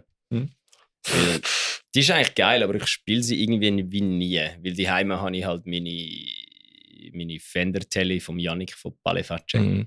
Das ist auch noch etwas jetzt da. Das ist eine gute Frage, die ich da. Sorry, sind geleistet wieder brutal. Jetzt, das ist ja eine Gitarre. Ich habe ja vom Yannick von Paleface eine Gitarre abgekauft. Ob die kannst du versteigern? Weil ich den Yannick ja kenne. Nein, nicht versteigern. Es geht mir nicht um das. Also mal, am Schluss geht sie das rein. Aber die Gitarre ist ja jetzt. So, wie lange sollst du warten zum Verkaufen? Nein. Return of Investment maximisieren. Es geht nicht um das. Aber jetzt, rein theoretisch, die Gitarre. Ja. Das ist ein Fender Mexican Telecaster. Du weißt welche, oder? Die blau und seine EP damit aufgenommen hat. Die ist geil. Jetzt rein theoretisch, wenn irgendwie ein Normalo mir die verkauft hätte, wäre das eine Gitarre, wo ja, die hat glaube ich neu irgendwie 700 Stutz oder so. Alright. Aber wenn die jetzt so 5, 6 Jahre alt ist, Fender hebt seinen Wert zwar ein bisschen besser, einfach weil Fender drauf steht. Und nicht irgendetwas anderes, weil es ein bisschen Prestige hat. Aber die Gitarre wird nie mehr wert, als sie einen Neupreis gehabt hat. Also vielleicht in 40 Jahren, wenn sie noch wirklich gut zu Weg ist und es irgendetwas Rares ist. Aber die Gitarre hat ja rein theoretisch gesehen, dadurch, dass sie einen Gitarrist gehört hat aus einer Band, wo momentan, glaube ich, relativ viele Leute auf dem Planet gern sehen würden. Mhm. Für Leute, die eventuell ein bisschen nerdy sind und das Gefühl haben, boah, wenn ich jemals eine Gitarre von Yannick von Paleface könnte in meinen Finger heben. Müsstest du vielleicht noch seine Unterschrift holen. Das ist es eben. Ja. Aber, Und Beweisfoto. das ist jetzt eben, genau das ist jetzt meine Frage. So. Mhm. Das wäre fucking weird gewesen, wenn ich den Yannick gefragt hätte, ob er mir die Gitarre noch unterschreibt. Ja. Weißt du, wie ich So meine? fucking weird, So ja. machst du das. Weil das Ding ist, wenn ich die Gitarre jetzt von irgendeinem Rando gekauft hätte, Mhm. weißt du, so, oder nicht Rando, sagen wir vom. Sagen wir jetzt, ich hätte vom Oli von Breakdown of Sanity die Gitarre gekauft. Nur wenn es in 20 Jahren meinen Neffen oder so wirst schenken. Ja, aber das Ding ist, ja, aber jetzt, ich hätte vom, weißt, du, oder nein, sagen wir nicht Oli von Breakdown of Sanity, sagen wir, ich finde, Oli ist ein gutes Beispiel. Ich kenne den Oli, Mhm. aber ich würde ihn jetzt nicht als einen Kollegen von mir bezeichnen. Ja. So. Bei ihm, wenn ich sie dort kaufen würde ich viel. Nein, würde ich auch nicht machen. Würde ich nicht machen. Also ich persönlich würde es einfach nicht machen. Ja, es aber, ist cringe. Das aber- ist das Thema. Eben, das ist so, aber eben dann im Endeffekt habe ich ja blöd gesagt, falls ich irgendjemandem beweisen will, dass die Gitarre dem Yannick gehört hat, kann ich Ja, dem klar. Yannick schreiben und er kann mir zurückschreiben, ja, die Gitarre hat mir gehört. Ja, cool. Gut, dann muss ich natürlich zuerst mal beweisen, dass es dem Yannick seine Telefonnummer ist und blablabla. Ja, genau. Aber Du brauchst eine Echtheitsurkunde. genau, irgend so etwas. Aber Ja. das machst du ja nicht, bei deinen Kollegen. Ja, genau. Das machst du jetzt, eben, das Das machst du machst vielleicht. du allgemein nicht. Auch Mal, wenn ich jetzt wirklich wenn ich jetzt, sagen wir mal, das sind so wie die Unterschriften holen, zu nachher Zeugs in eBay verkaufen. ja, logisch, aber jetzt, wenn du überlegst, sagen wir mal, Gitarrist von Malevel, du gehst auf Ricardo, Gitarre versteigern. Gitarre ersteigern. Ersteigern ist eine Gitarre, gehst die Gitarre abholen und siehst, oh shit, das ist der Gitarrist von Malevolence. Oder sonst etwas. Mhm. Dann würdest du es dann machen. Auch nicht. Eben auch Doch, ich nicht. glaube, dann würde ich es machen. Wenn ich ihn nicht kennen würde, würde ich es machen. Mhm. Also ich habe auch absolut kein Interesse daran, Janik seine Telecaster jemals zu Ja. verkaufen. Aber Das stimmt. Ich habe nie wirklich viel Wert auf Unterschriften. ja, du nicht, logisch nicht. Aber das Ding ist, Ja. das Ding ist jetzt Value. eben, die Value von dem Ding. Wenn du als Business würdest anschauen, ja. Weil eben, blöd gesagt, also ich weiß jetzt nicht, also wahrscheinlich die meisten Leute würden jetzt für die Fender Telecaster nicht mehr zahlen, aber irgend so einen Brasilianer würde man jetzt sicher 200 Stutz mehr anlegen, weil es dem Janik in der Hand gelegen ist. Machen wir so etwas dann? Und auch weil Gitarren einfach teurer sind wegen der Preise in Brasilien. Ja, nein, ja, nicht das. Aber ja. Nein, ja, das Thema ist. Weil ich habe mir gestern eben auch überlegt, kann der Zelli mittlerweile in der Schweiz noch Shows schauen? Weil er ist gestern auch rum am Konzert und er ist aber offensichtlich im Backstage gehockt, weil während Malevolence ist er irgendwo oben auf dem Tribünli beim Extra gehockt und hat dort ein Bier getrunken und der Sänger von Malevolence und Band hat immer ein bisschen mit ihm geflirtet. Also ich nehme an, er war bei ihnen im Backstage am Rumhängen gewesen. Ja. Aber das nimmt mich jetzt wirklich effektiv Wunder. Kann der Zelli in der Schweiz an Shows gehen? Weil ich bin mir eben nicht mehr sicher. Ich glaube im Fall, wenn der sich in der Crowd gestanden wäre, hätte ich wahrscheinlich keine gute Zeit gehabt. Der wäre wahrscheinlich die ganze Zeit angequatscht worden. Wahrscheinlich, ja. Ja, eben. Aber ich kann schon gehen. Ja, aber das machst du. Aber wenn ich an ein Konzert will, weil ich eine Band schauen will, dann wollte ich nicht alle 2 Sekunden, hey, du bist doch der von Paleface. Ja, dann Hey, tust du ein Käppli anziehen, Sonnenbrille. Junge, hast du Zelli seine Frisur schon mal angeschaut? Das ist okay. funktioniert nicht. Ich habe gestern einmal von Andrea von Moment of Madness gehört, oh, deine Haare sind so ein Wiedererkennungsmerkmal. Ich habe dich nämlich durch den ganzen Club durchgesehen. Und ich so, Lol. das ist... Mhm. Und der Zelli hat das mal 10. Ja, ja. Darum, Stimmt. ich frage mich gerade so, ob der Zelli überhaupt noch kann... Also HC und Metal, HC und Core-Shows wären wahrscheinlich schon problematisch. Aber wenn er jetzt irgendwo anders hingeht, wo natürlich keine Schnittmenge mit seiner Fanbase ist. Ja, wenn ich mal fragen. Ja, das wäre eigentlich eine gute Idee, ja. Das wäre eigentlich mal eine gute Idee, ja. Wir haben schon mal die Janik da, kann ich mal fragen. Wer willst du jetzt fragen? Der Janik kann das erzählen. Ah, erzähl ich, ob ich mal einen Podcast Also, das ist eigentlich gar nicht so eine schlechte Idee. Ja. Ja. Ich habe einige Fragen für ihn. Das ist schon interessant. Ich habe vor allem die einzige Frage, wie schafft er es, dass seine Haare immer so fucking weiss sind? Mhm. Vielleicht könnten wir es machen, wenn sie Mixer spielen. Wieso? I don't know. Bruder Zelli wohnt, Freaky. glaube ich, noch in der Schweiz, wenn ich es richtig im Kopf habe. Erzähl ich schon. Ich glaube nicht, der Janik wohnt nicht in der Schweiz. Wohnt. Ja, ja. Ah, du willst beide haben? Nein. Pre-Show-Podcast. Nein, keine Ahnung. Ja, fragen wir irgendwann mal. Das klingt nach jetzt plötzlich zu aufwendig. Du willst keine Bandroom-Radios mehr machen, aber dann einen Pre-Show-Podcast. Ja, Das wolltest du auch mit Siamese schon machen. nein, aber es ist sehr cool, wenn vor der Zürich Show. Schau mal.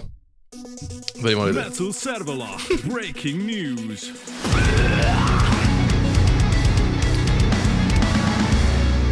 Wir haben Releases. Und Yes. zwar haben gestern Linkin Park ihres... Stimmt, ja. ja, Linkin Park hat auch wieder das neue Album rausgegeben. Aber das reden wir nicht. Das LA Dying hat auch ein neues Album. Ja, aber das interessiert mich auch nicht. Ja, voll. Nein, wir haben wieder mal released Schweizer Metal und Hardcore und Heavy Wenn wir die Szene. Tradition fortführen und einfach ignorieren, dass Sevel als Breath gestern etwas rausgebracht hat. Kann man ja machen. Okay, ist gut. In dem Fall, neuer Song von Tom. Nein, als Save Last Breath haben Regicide rausgebracht. Wieder mal ein sehr guter Banger. Ein sehr hässiger Video. Ja. Hat es ein Videoclip dazu? Bis jetzt so ein Visualizer. Also Okay, dann bleibt es, glaube ich, so. Vielleicht. Aber ist geil. Die Werbeshots, also im Werbevideo sind Shots von mir. Die habe ich gemacht am Bullhead. Nein, doch, ein Bullhead. In der Schür, Luzern. Auf der grossen Stage. Muss ich mal schauen. Ja, auf Instagram einfach so ein Teaser. Alright, dann muss ich ja gucken. Ja, Das ist ein hässiger Song. Ja, Das ist ein Lied, das ist hässig. das ist schon sehr hässlich. Hässig. Ja. Mhm. Sehr Oh. hässig. Wieder so. Es läuft bei den Jungs. Mhm. Ich bin gespannt. Hast du eigentlich gecheckt, was ich für einen Wortwitz gemacht habe gestern? Welche? Beim Promoten von diesem Song. Nein. Hast du nicht gesehen? Nein, nicht. Ricky. Aber ich nicht Ich habe sogar wahrgenommen. dich persönlich tagged. Aha, ja, das habe ich schon gecheckt, der Panni. Ja. Okay, gut. Eben, Taoist, wir Taoist, haben Du toast. du. Hey, Also- Dings, weißt du, was im Fall ich herausgefunden habe? Nein. Weil ich im Downbeat-Podcast ist ja Speed als Gast gewesen. Ja. Der Sänger schreibt auch alle Songs. Ja, logisch. Nein, Gitarre und alles. Ah, alles. Eben. Auch Schlagzeug. Ja, wahrscheinlich er programmiert es auch. Eben, Geil. der Brudi hat in der Metalcore-Band gespielt, für mit 10 Jahren. Mm. Es ist nicht ausser von der Norm. Ah, das hat ja niemand gesagt. Nein. Das machen ja die meisten Bands, also eines Zeug schreibt. Ja, und genau. nachher- Das ist okay. Versus ist einfach fucking Krüppelhaufen, weil einfach der die Songs schreibt, das nicht kann. Voll. Nein, aber Dings eben, wir Taoist haben einen Song released, heisst Mischt. Eben, im Ja. Gegensatz zum Namen ist der Song nicht scheiße. Genau, wir haben einen neuen Song rausgebracht. Der dritte Song, den wir jetzt raus haben.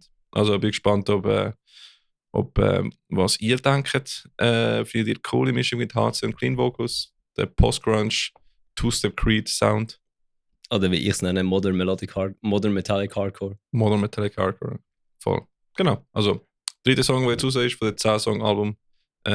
Check it out. Also es sind momentan mehr Songs released, wie der Gitarrist kann spielen.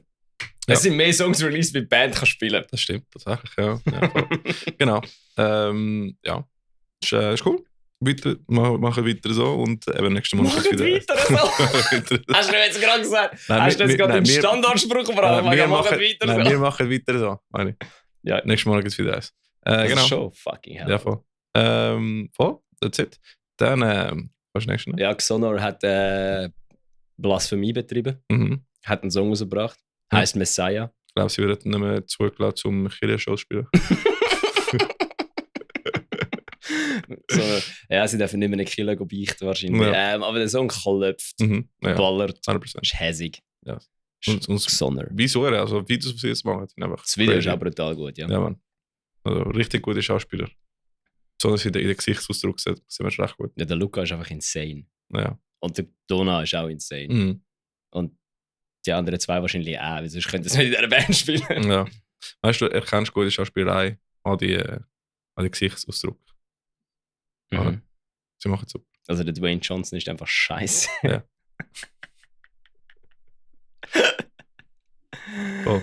Ja. Ja. Dann Comastatic hat Self-Sabotage featuring Down and Out rausgebracht. Mhm. Down and Out kenne ich zwar nicht, Ich kann nicht. aber wahrscheinlich so der Wird wahrscheinlich eine größere Band sein. 30.000 Monthly Listeners.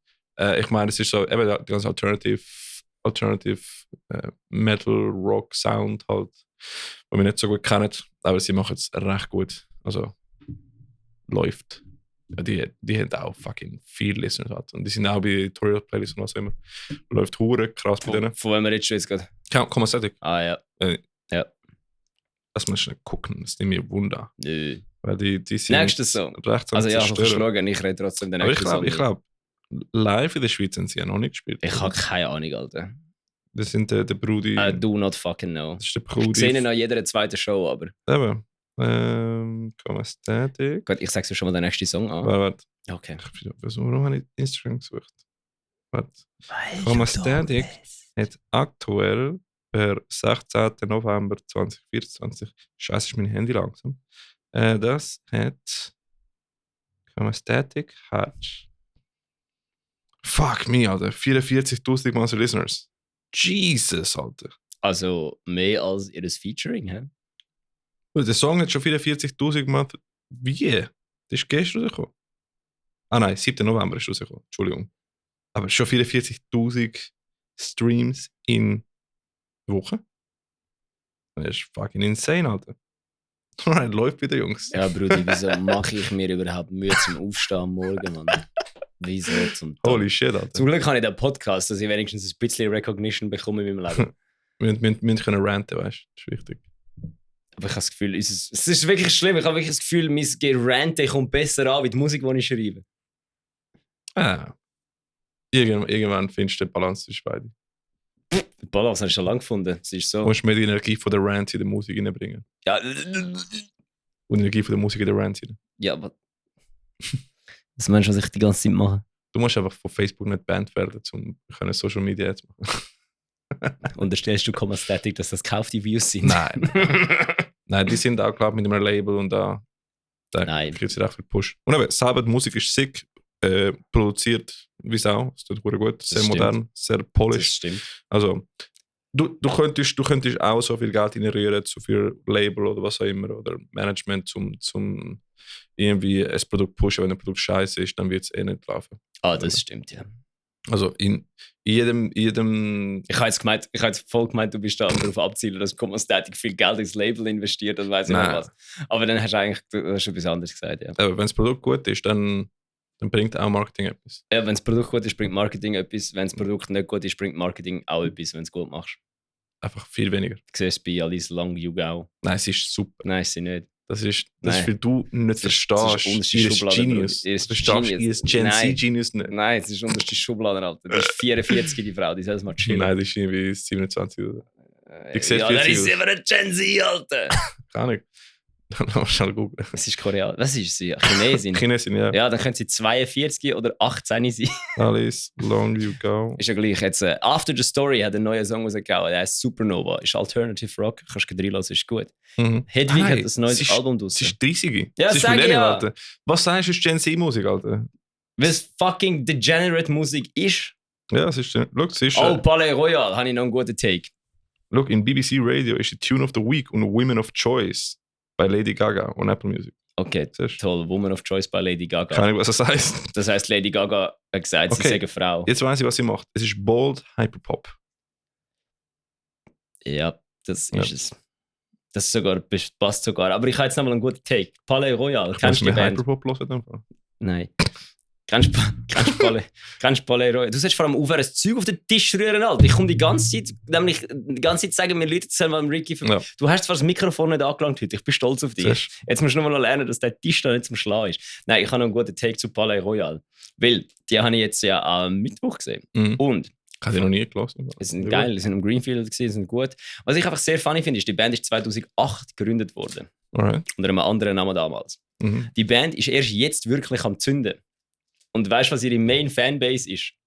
Teenies? Leute mit dem Jahrgang 2008. Oh shit, Alter. Es ist fucking random, Alter. Es ist richtig wild. Es ist absolut wild.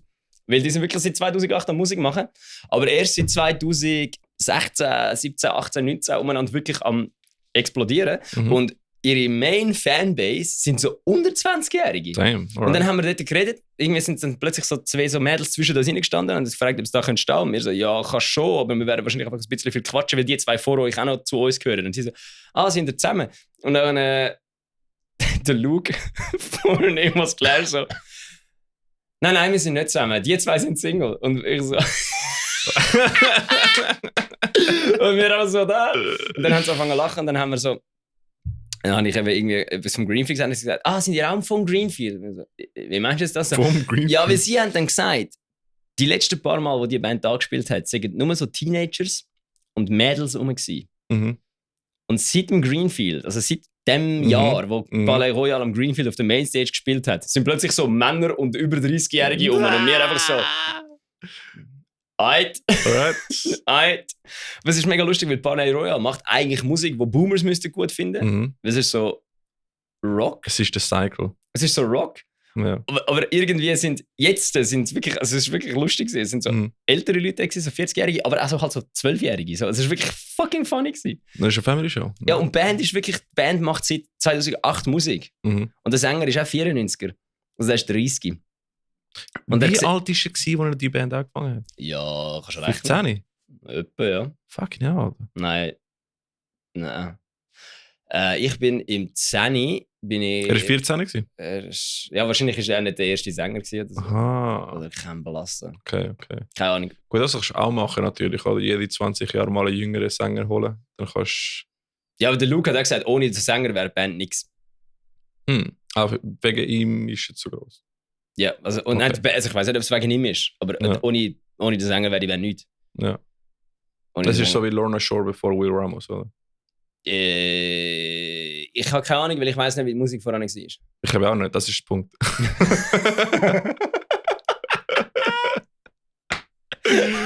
Ja, ist wie Lorna Shore bevor Will Ramos. Ja. Lorna Shore und Palais Royal, gleiche Band. Ja, genau. Ja, fairer Punkt. Voll. Sehr geil. Hedwig hat ein neues Album rausgebracht. Ja, after the story hast du nicht gesagt. Habe ich gesagt. Du bist einfach damit beschäftigt, Ja, dein Handy jetzt zu schauen. Voll, Entschuldigung. Hedwig hat ein neues Kein Album Problem. rausgebracht. So wie Progressive Experimental Thrash irgendwie. Wie kommst du auf Progressive, Alter? Es tönt wie wenn Ailstorm eine Thrashband wäre. Das stimmt, nein, bei dem Song ist, aber es sind recht interessante Elemente. Okay. Von dem her ganz abchecken. Geil. Weiß aber nicht mehr, wie das Album heißt, aber Hedwig findet ihr. Ist einfach bei Harry Potter Hedwig einfach mit V statt W. Ja. Voll. Check it out. Dann, dann haben wir ein paar Konzerte da, die angesetzt. Sonst Secret Tip, das sage ich nur im Podcast und sonst niemand anders. 29. November kommt der Meganalist EP raus. 5 Songs. Psst, ich mache keine Promo, ist einfach für die es hören, dazu gehen wir mal abchecken und kommt in 2 Wochen raus. Ist es so ein Social Experiment, um zu schauen, was passiert, wenn du keine Promo machst für eine Show? Ich kann dir sonst sagen, was passiert, anhand von der ersten University-CBs. Ja, ich will einfach mal die Musik, die ich seit 2 Jahren im Drive habe. Ja, fair. Und ist so wie. Weniger mit Tagesstellen, so wie, ja, wir wollen wachsen, was wir. Dann ist so wie, ich mache es gerne aus Spaß und einfach. Das ist mein zweiter Baby. Aber es ist mir egal, ob es viel los ist oder nicht. Okay. Ich will es einfach in Spotify nachher los. Okay, cool. Und für die 2 Nasen, die da hören, die es auch gerne haben, check es out. Bruder, ich muss nachher noch nappen, bevor wir gehen bouldern. Dann, Konzert kommt.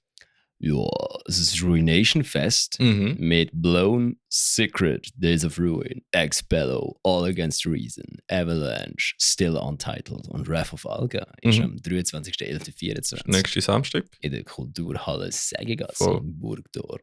Du kannst leider nicht dabei sein, Nö, aber der Nico kommt mit wieso kann ich schon wieder nicht? und kein Plan. Und nachher in die Irgendetwas habe ich dann. eben in Heirat oder so, kann ich irgendetwas. I don't know. Was schauen? Heiß kalt. Weißt du? Der Band. Nein, genau. Und dafür gehe ich mit unserem Außenreporter und Kameramann, der Nico. Nico, jetzt weißt du, Oh. was wir machen. Er hat nämlich mich gefragt, wieso dass er dort mitkommt. Und ich so, Bruder, keine Ahnung, fragt der Ricky. Und ich Ja. glaube, er hat dich wahrscheinlich nicht gefragt bis jetzt. Doch, er ist eingetragen. Ja, aber er hat dich nicht gefragt, wieso dass er mitkommt, was er muss machen. Er kommt nachher in der darauf folgenden Podcast-Folge mit und er und ich erzählen dir, Weiss er wie der was? René ist. Ja. Weil er hat mich eben gefragt, was er muss machen. Und ich so, Bruder, ich habe auch nicht gefragt, der Ricky. Und Jetzt- so, wenn ich den Nico kenne, habe ich eben das Gefühl, er hätte dich noch nicht gefragt. Okay, jetzt weiss der Nico. Also er hat dich noch nicht gefragt. Maybe. Aber dann kommt der Nico extra zum Podcast und wir erzählen dir, wie der Festival war. Ah, sehr geil. Und du hörst zu. Genau. Das klingt nach einem Plan. Voll. Das ist am 23. November, Samstag, nächsten Samstag. Ich bin dabei, kann man gut sagen. Ah, fuck, jetzt habe ich das Mikrofon angetatscht. Und ja, es wird cool. Also ich freue mich auf Blown. Die habe ich nie live gesehen, aber ich habe die gelesen, sind sick. Secret ist ja fucking... Die musst du ja mal live gesehen. Die habe ich jetzt wahrscheinlich zum 5. Mal schon gesehen. Aber sie sind fucking immer gut. Days of Ruin, fucking hässig. Expello, noch hässiger. Ah, der Nick ist dort, geil. Ja. All Against Reason. 2 Minuten muss ich mal abchecken. Avalanche, Banner Metalcore, die sind sehr cool. Die habe ich noch nie live gesehen. Ich auch nicht. Aber viel Merch gesehen. Ist stimmt, gell? Irgendwie schon. Also Berner wissen, wie Support Your Locals im Fall. Das ist wirklich so. Und ja, hast du gesehen, eben die Dings, sie haben ja Metal Breed Bern angefangen. Halt das der Seele, glaube ich, von des Ruin und der Bruder von Omisis. Ja. So quasi ein Kollektiv in Bern angefangen, um einfach mehr veranstalten, mehr Genau das, was Bern braucht. Nochmal als Band-Szene Kollektiv. pushen. Nein, aber das Thema ist, in Basel passiert es jetzt eben auch mit Core Basel oder irgend so etwas. Ja, geil. Ich weiß noch nicht, was Core Basel macht. New Core Basel, irgend so etwas. Aber ich finde es cool, dass mehr und mehr so kleine Collectives und so mal anfangen, mehr Local Shit pushen. Das ist super. Ja. Also, Kudos und bin gespannt, was da kommt. Genau. Dann spielt noch Still Untitled. Kann ich leider nicht, aber check ich mal ab. Und Wrath of Agar natürlich, Brudis. Da freue ich mich schon. Da ist auch der Mike dabei. Der ist voll kurz dabei. Nein, voll ist voll kurz dabei gewesen. Genau. Oder? Der 21? Ja. Ja, Er hat mal 2 Wörter gesagt und nachher habe ich das hinweggekattet. keine Ahnung, aber ich kann sein, ja. Alright. Dann. Ich muss etwas essen nachher vor dem Boulder. Ja, wir sollten fertig machen, Alter. Wir müssen Ja. in einer halben Stunde in der Boulderhalle sein. Oh shit, stimmt. Okay. Dann, Matchbox Whisper spielt am 28. November in der Big Job Factory Basel. Ja, das ist ein Veloladen. Ah, geil. Ihr macht also Taco Store. Also, ich erkläre das jetzt ganz schnell für Ja. alle Basler. Das ist nämlich wichtig. Also, jemand, den ich kenne, hat in Basel den Veloladen von Bix übernommen. Bix ist eine Schweizer Velofirma und die haben dort einen Concept Store eröffnet. Mhm. Und er ist dort der Geschäftsleiter, er ist der Shopmanager von dem Shop. Mhm. Und am 28.11. ist die offizielle Shop-Eröffnung. Und er würde gerne hat eine Bar unten drin und er würde gerne in Zukunft auch Konzerte machen. Das Konzert von Matchbox Whispers, wo ich mit meiner Punkrock-Band wird spielen, ist quasi ein Versuch. Weil die Geschäftsleitung hat gesagt, ja, wir können das probieren, aber und wenn es läuft, können wir dort vielleicht auch sonst mal ein Konzert machen. Das heisst, Bands aus Basel, wichtig, 28.11. am Abend in die Shop Factory Big Store in Basel kommen. Weil, wenn dort genug Leute kommen, heisst das für die Geschäftsleitung, dass dort etwas läuft. Das heisst für die Geschäftsleitung, dass dort eventuell nicht Geld verlocht wird. Was heisst, dass das Ganze vielleicht wieder stattfinden kann. Was dann wiederum heisst, dass ihr als Basler Band dort unter Umständen könnt spielen. Das heisst, wenn du eine Band hast und in Basel in der Umgebung bist, komm dort an und sichere dir deine zukünftige neue Location. Das ist cool. Dunstig, gell? Ja, das ist ein Dunstig. Cool. Dann habe ich mit eingetragen. Es wird mega geil und ja, also ich bin ja ein bisschen Mountainbike-Fan von dem her. Ja, voll. Also Eigentlich spielen wir in der Velowerkstatt. Das ist schon geil. Ich finde so Kombinationen von Musik und so Laden und so einfach sick im Fall. Boulderladen, Boulderhalle, könnten mal Bands haben. Das ist wichtig. Hey, kannst du das eventuell noch rausschneiden, meine Erklärung von dem Ganzen, Ja, voll. dass wir das noch können, der Basler Gang schicken? Und ich meine eben so keine Ahnung, so Skateboarding-Shops, Ja. fucking Snowboarding-Shops, Ja, die gehören ja mittlerweile allen grossen Firmen, darum ist es egal, es muss ein bisschen mehr der Punk-Rock-Vibe wieder mal zurückkommen. Bix ist ja eigentlich auch eine grosse Firma. Ja, fucking sick, man. Mehr von dem, bitte. Ja, mehr Punk-Rock. Ich sag's ja, Gottverdeli, Punk ist wichtig, aber das glaubt's mir einfach Gottverdammt kennen! Sonst so Piercing-Shops und fucking... Stimmt, man hat nicht gesehen, dass es funktioniert am Craftfest. Tätowierladen. Ja, genau. Unbedingt mehr so zusammenarbeiten mit Musik und Laden. Alright, dann 30.11., 2 Tage später, Werk Baden. ICU Festival. Yes! Und da spielen viele coole Bands. Dort spielen sehr viele coole Bands, wo wir im Werbevideo, wo wir nachher drehen werden, benennen. Oh shit, können wir noch machen? Fuck, ja, ich habe gesagt, wir müssen Führerschein machen, darum probiere ich das jetzt ganz ein bisschen pushen. Also, dann, 7. Dezember gibt es die Winterthur Metal Night mit Expello, wo mit heisst Alive Redemption, Fear Lab und Sons of Coherence. Wichtig, ich spiele dort Bass bei Fear Lab, kommt vorbei. Zahlen dem Ricky das Bier. Wir saufen beide nicht an dem Abend, zahlen das alkoholfreie Bier. Zahlen das kein Bier, wir kommen jetzt aus dem Backstage nehmen. Nein, am 7. bin ich nicht dabei. Du bist nicht dabei? Nein, ich bin in Deutschland. Du bist in Deutschland? Deutschland, Bruder. Ja. Was, bist du in Deutschland? Deutschland, Alter. Bruder, was? Ja. Was machst du in Deutschland? Bruder besuchen. Hey, Puri. Dann, 9. Dezember ist der Konzert von Creon, Before the Decay, Outer Space Equation und ich weiß nicht wo, weil wir es rausgelöscht haben. Ist auch nicht so wichtig, Alter. Aber der findet es sicher raus, wenn ihr Before the Decay folgt. Übrigens ein neuer Sänger, habe ich gefunden. Ist geil. Nicht so viel Schnurr, Alter, wenn wir Führerschein machen. Dann, 14. Dezember, Café de Bern, Varetudo und Insanity. Also HC vom Feinsten, können Sie abchecken. Und klar, 28. Dezember ist Hardcore United 11, Nummer 11, mit Insanity 61, In Other Climbs, Sin Imperio, Cancel, Kabuki Joe und Loma. Jetzt, was ich noch vergessen habe. Am 28.12. hast du auch noch mal eins vergessen. Eben, deswegen. Das Lukas-Fest. Der Luki-Fest. Wo ist der fucking... Der Luki-Fest. Das ist die Not Another Festival oder Another Festival, ist es? Keine Ahnung, auf jeden Fall ist es im Mundwerk Oerlikon am 28.12. spielen Atropas, Mycelia. Nein, ist im Mundwerk? Ja, Atropas, Mycelia, Gate Effect und Pollen. Ich habe gemeint, das ist vielleicht 21. Nein, es ist im Mundwerk Oerlikon. Atropas, Mycelia, Gate Effect und Bruder, Pollen. es ist im Dynamo. Es ist doch im Dynamo, Alter. Mir hat er geschrieben, es sei im Dings, der hure Mongo. Bin ich behindert? Bin ich behindert? Nein, es ist einfach schon im Werk 21. Fake News Nein, es ist im Werk 21. Warte. Also. Nein, jetzt ist es im Werk 21. Scheißegal, gehen wir nachschauen. Mach es selber, Gottverdammt. Airstream sagt. Ja, Almost a Festival, 28. Wir haben es schon gesagt, es ist nicht so wichtig. Almost a Festival, 28. Dezember spielt Pollen. Ja. Fucking, die sind sick. Kate Effect, Mycelia und Atropas. Also was hast du mir jetzt von dem nicht geglaubt? Fucking sick, Alter. Ausser das Line-Up, ausser dort, was ist. Pollen, Alter. Okay. Sick. Alright. Nein, warte schon. Ich habe etwas vergessen. Und ganz wichtig, weil es haben uns die Brüder geschrieben von Lascal, die mal im ICU-Festival gehabt. Und ich komme zu nichts. Los mir zu, verdammt Scheiße. Und wir haben eben damals im Podcast mit den Jungs geredet, so wie, es ist schade, dass es so ein bisschen einen Disconnect gibt zwischen Romandie und der deutschsprechenden Schweiz.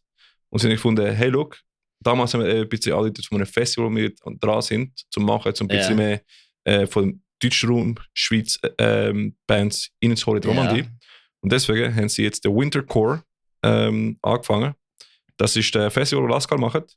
Und das ist am 10. Januar. Ich weiß, es kommt erst im Januar. Aber wichtig, weil sie haben es ja teased vor einem Jahr oder so im Podcast. Und das spielt eben Lascal mit Nice to Eat You, D-Class und Avalanche in Yverdon, in Les Citrons Masqués oder Les Citrons Masques, bin nicht sicher. Und Französisch, keine Ahnung. Hey, cool, dass es mehr von dem gibt, von der Inter-Cross-Pollination von Szenen und wie das heisst. Und mehr davon bitte. Du musst einen Röstigraben überwinden. Röstigraben, genau. Was? Röstigraben überwinden. I don't get what you Der Röstigraben überwinden. Was ist der Röstigraben? Die Grenze zwischen der Deutschen und der Westschweiz. Okay, ja, der Röstigraben, dort wo man Schweizerdeutsch und dort wo man Französisch redet. Der Röstigraben überwinden. Da kann ich mich so nicht gut aus mit den Aussprachen. Aber ja, das ist genau das. Okay, in dem Fall. Haben wir Zeit? Ja. Okay, ich ziehe es jetzt durch. Ja. Ich mache Musiker-Tinder, du machst Patreon, ist gut. Metal Servola, breaking news.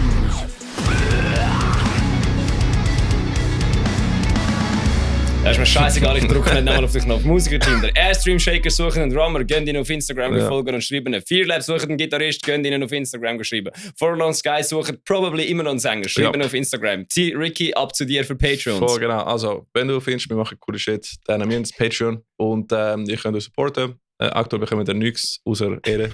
Von dem wir merci an alle unsere Patreons. Die Amerika sind da. Ich kann Ablass zahlen. Ihr bekommt Honor. Ihr bekommt Honor vom Feinsten, Alter. Merci für euren Support, weil dank euch können wir nachher für die Metal Saber Awards 2024 Pokale holen. Und genau. Jetzt kommen dann so 100 disgraced Japanesen und wegen I need more honor. Nicht mal Honor. Genau. Macht es für die Ehre. Ihr seid der Shit. Merci vielmals. Eure Namen sind da, weil ihr sind mittlerweile recht viel geworden. Und voll. Ja, merci. Das ist geil. Machen wir wieder so. Tschüss, bis zum nächsten Mal. Ciao. Ciao.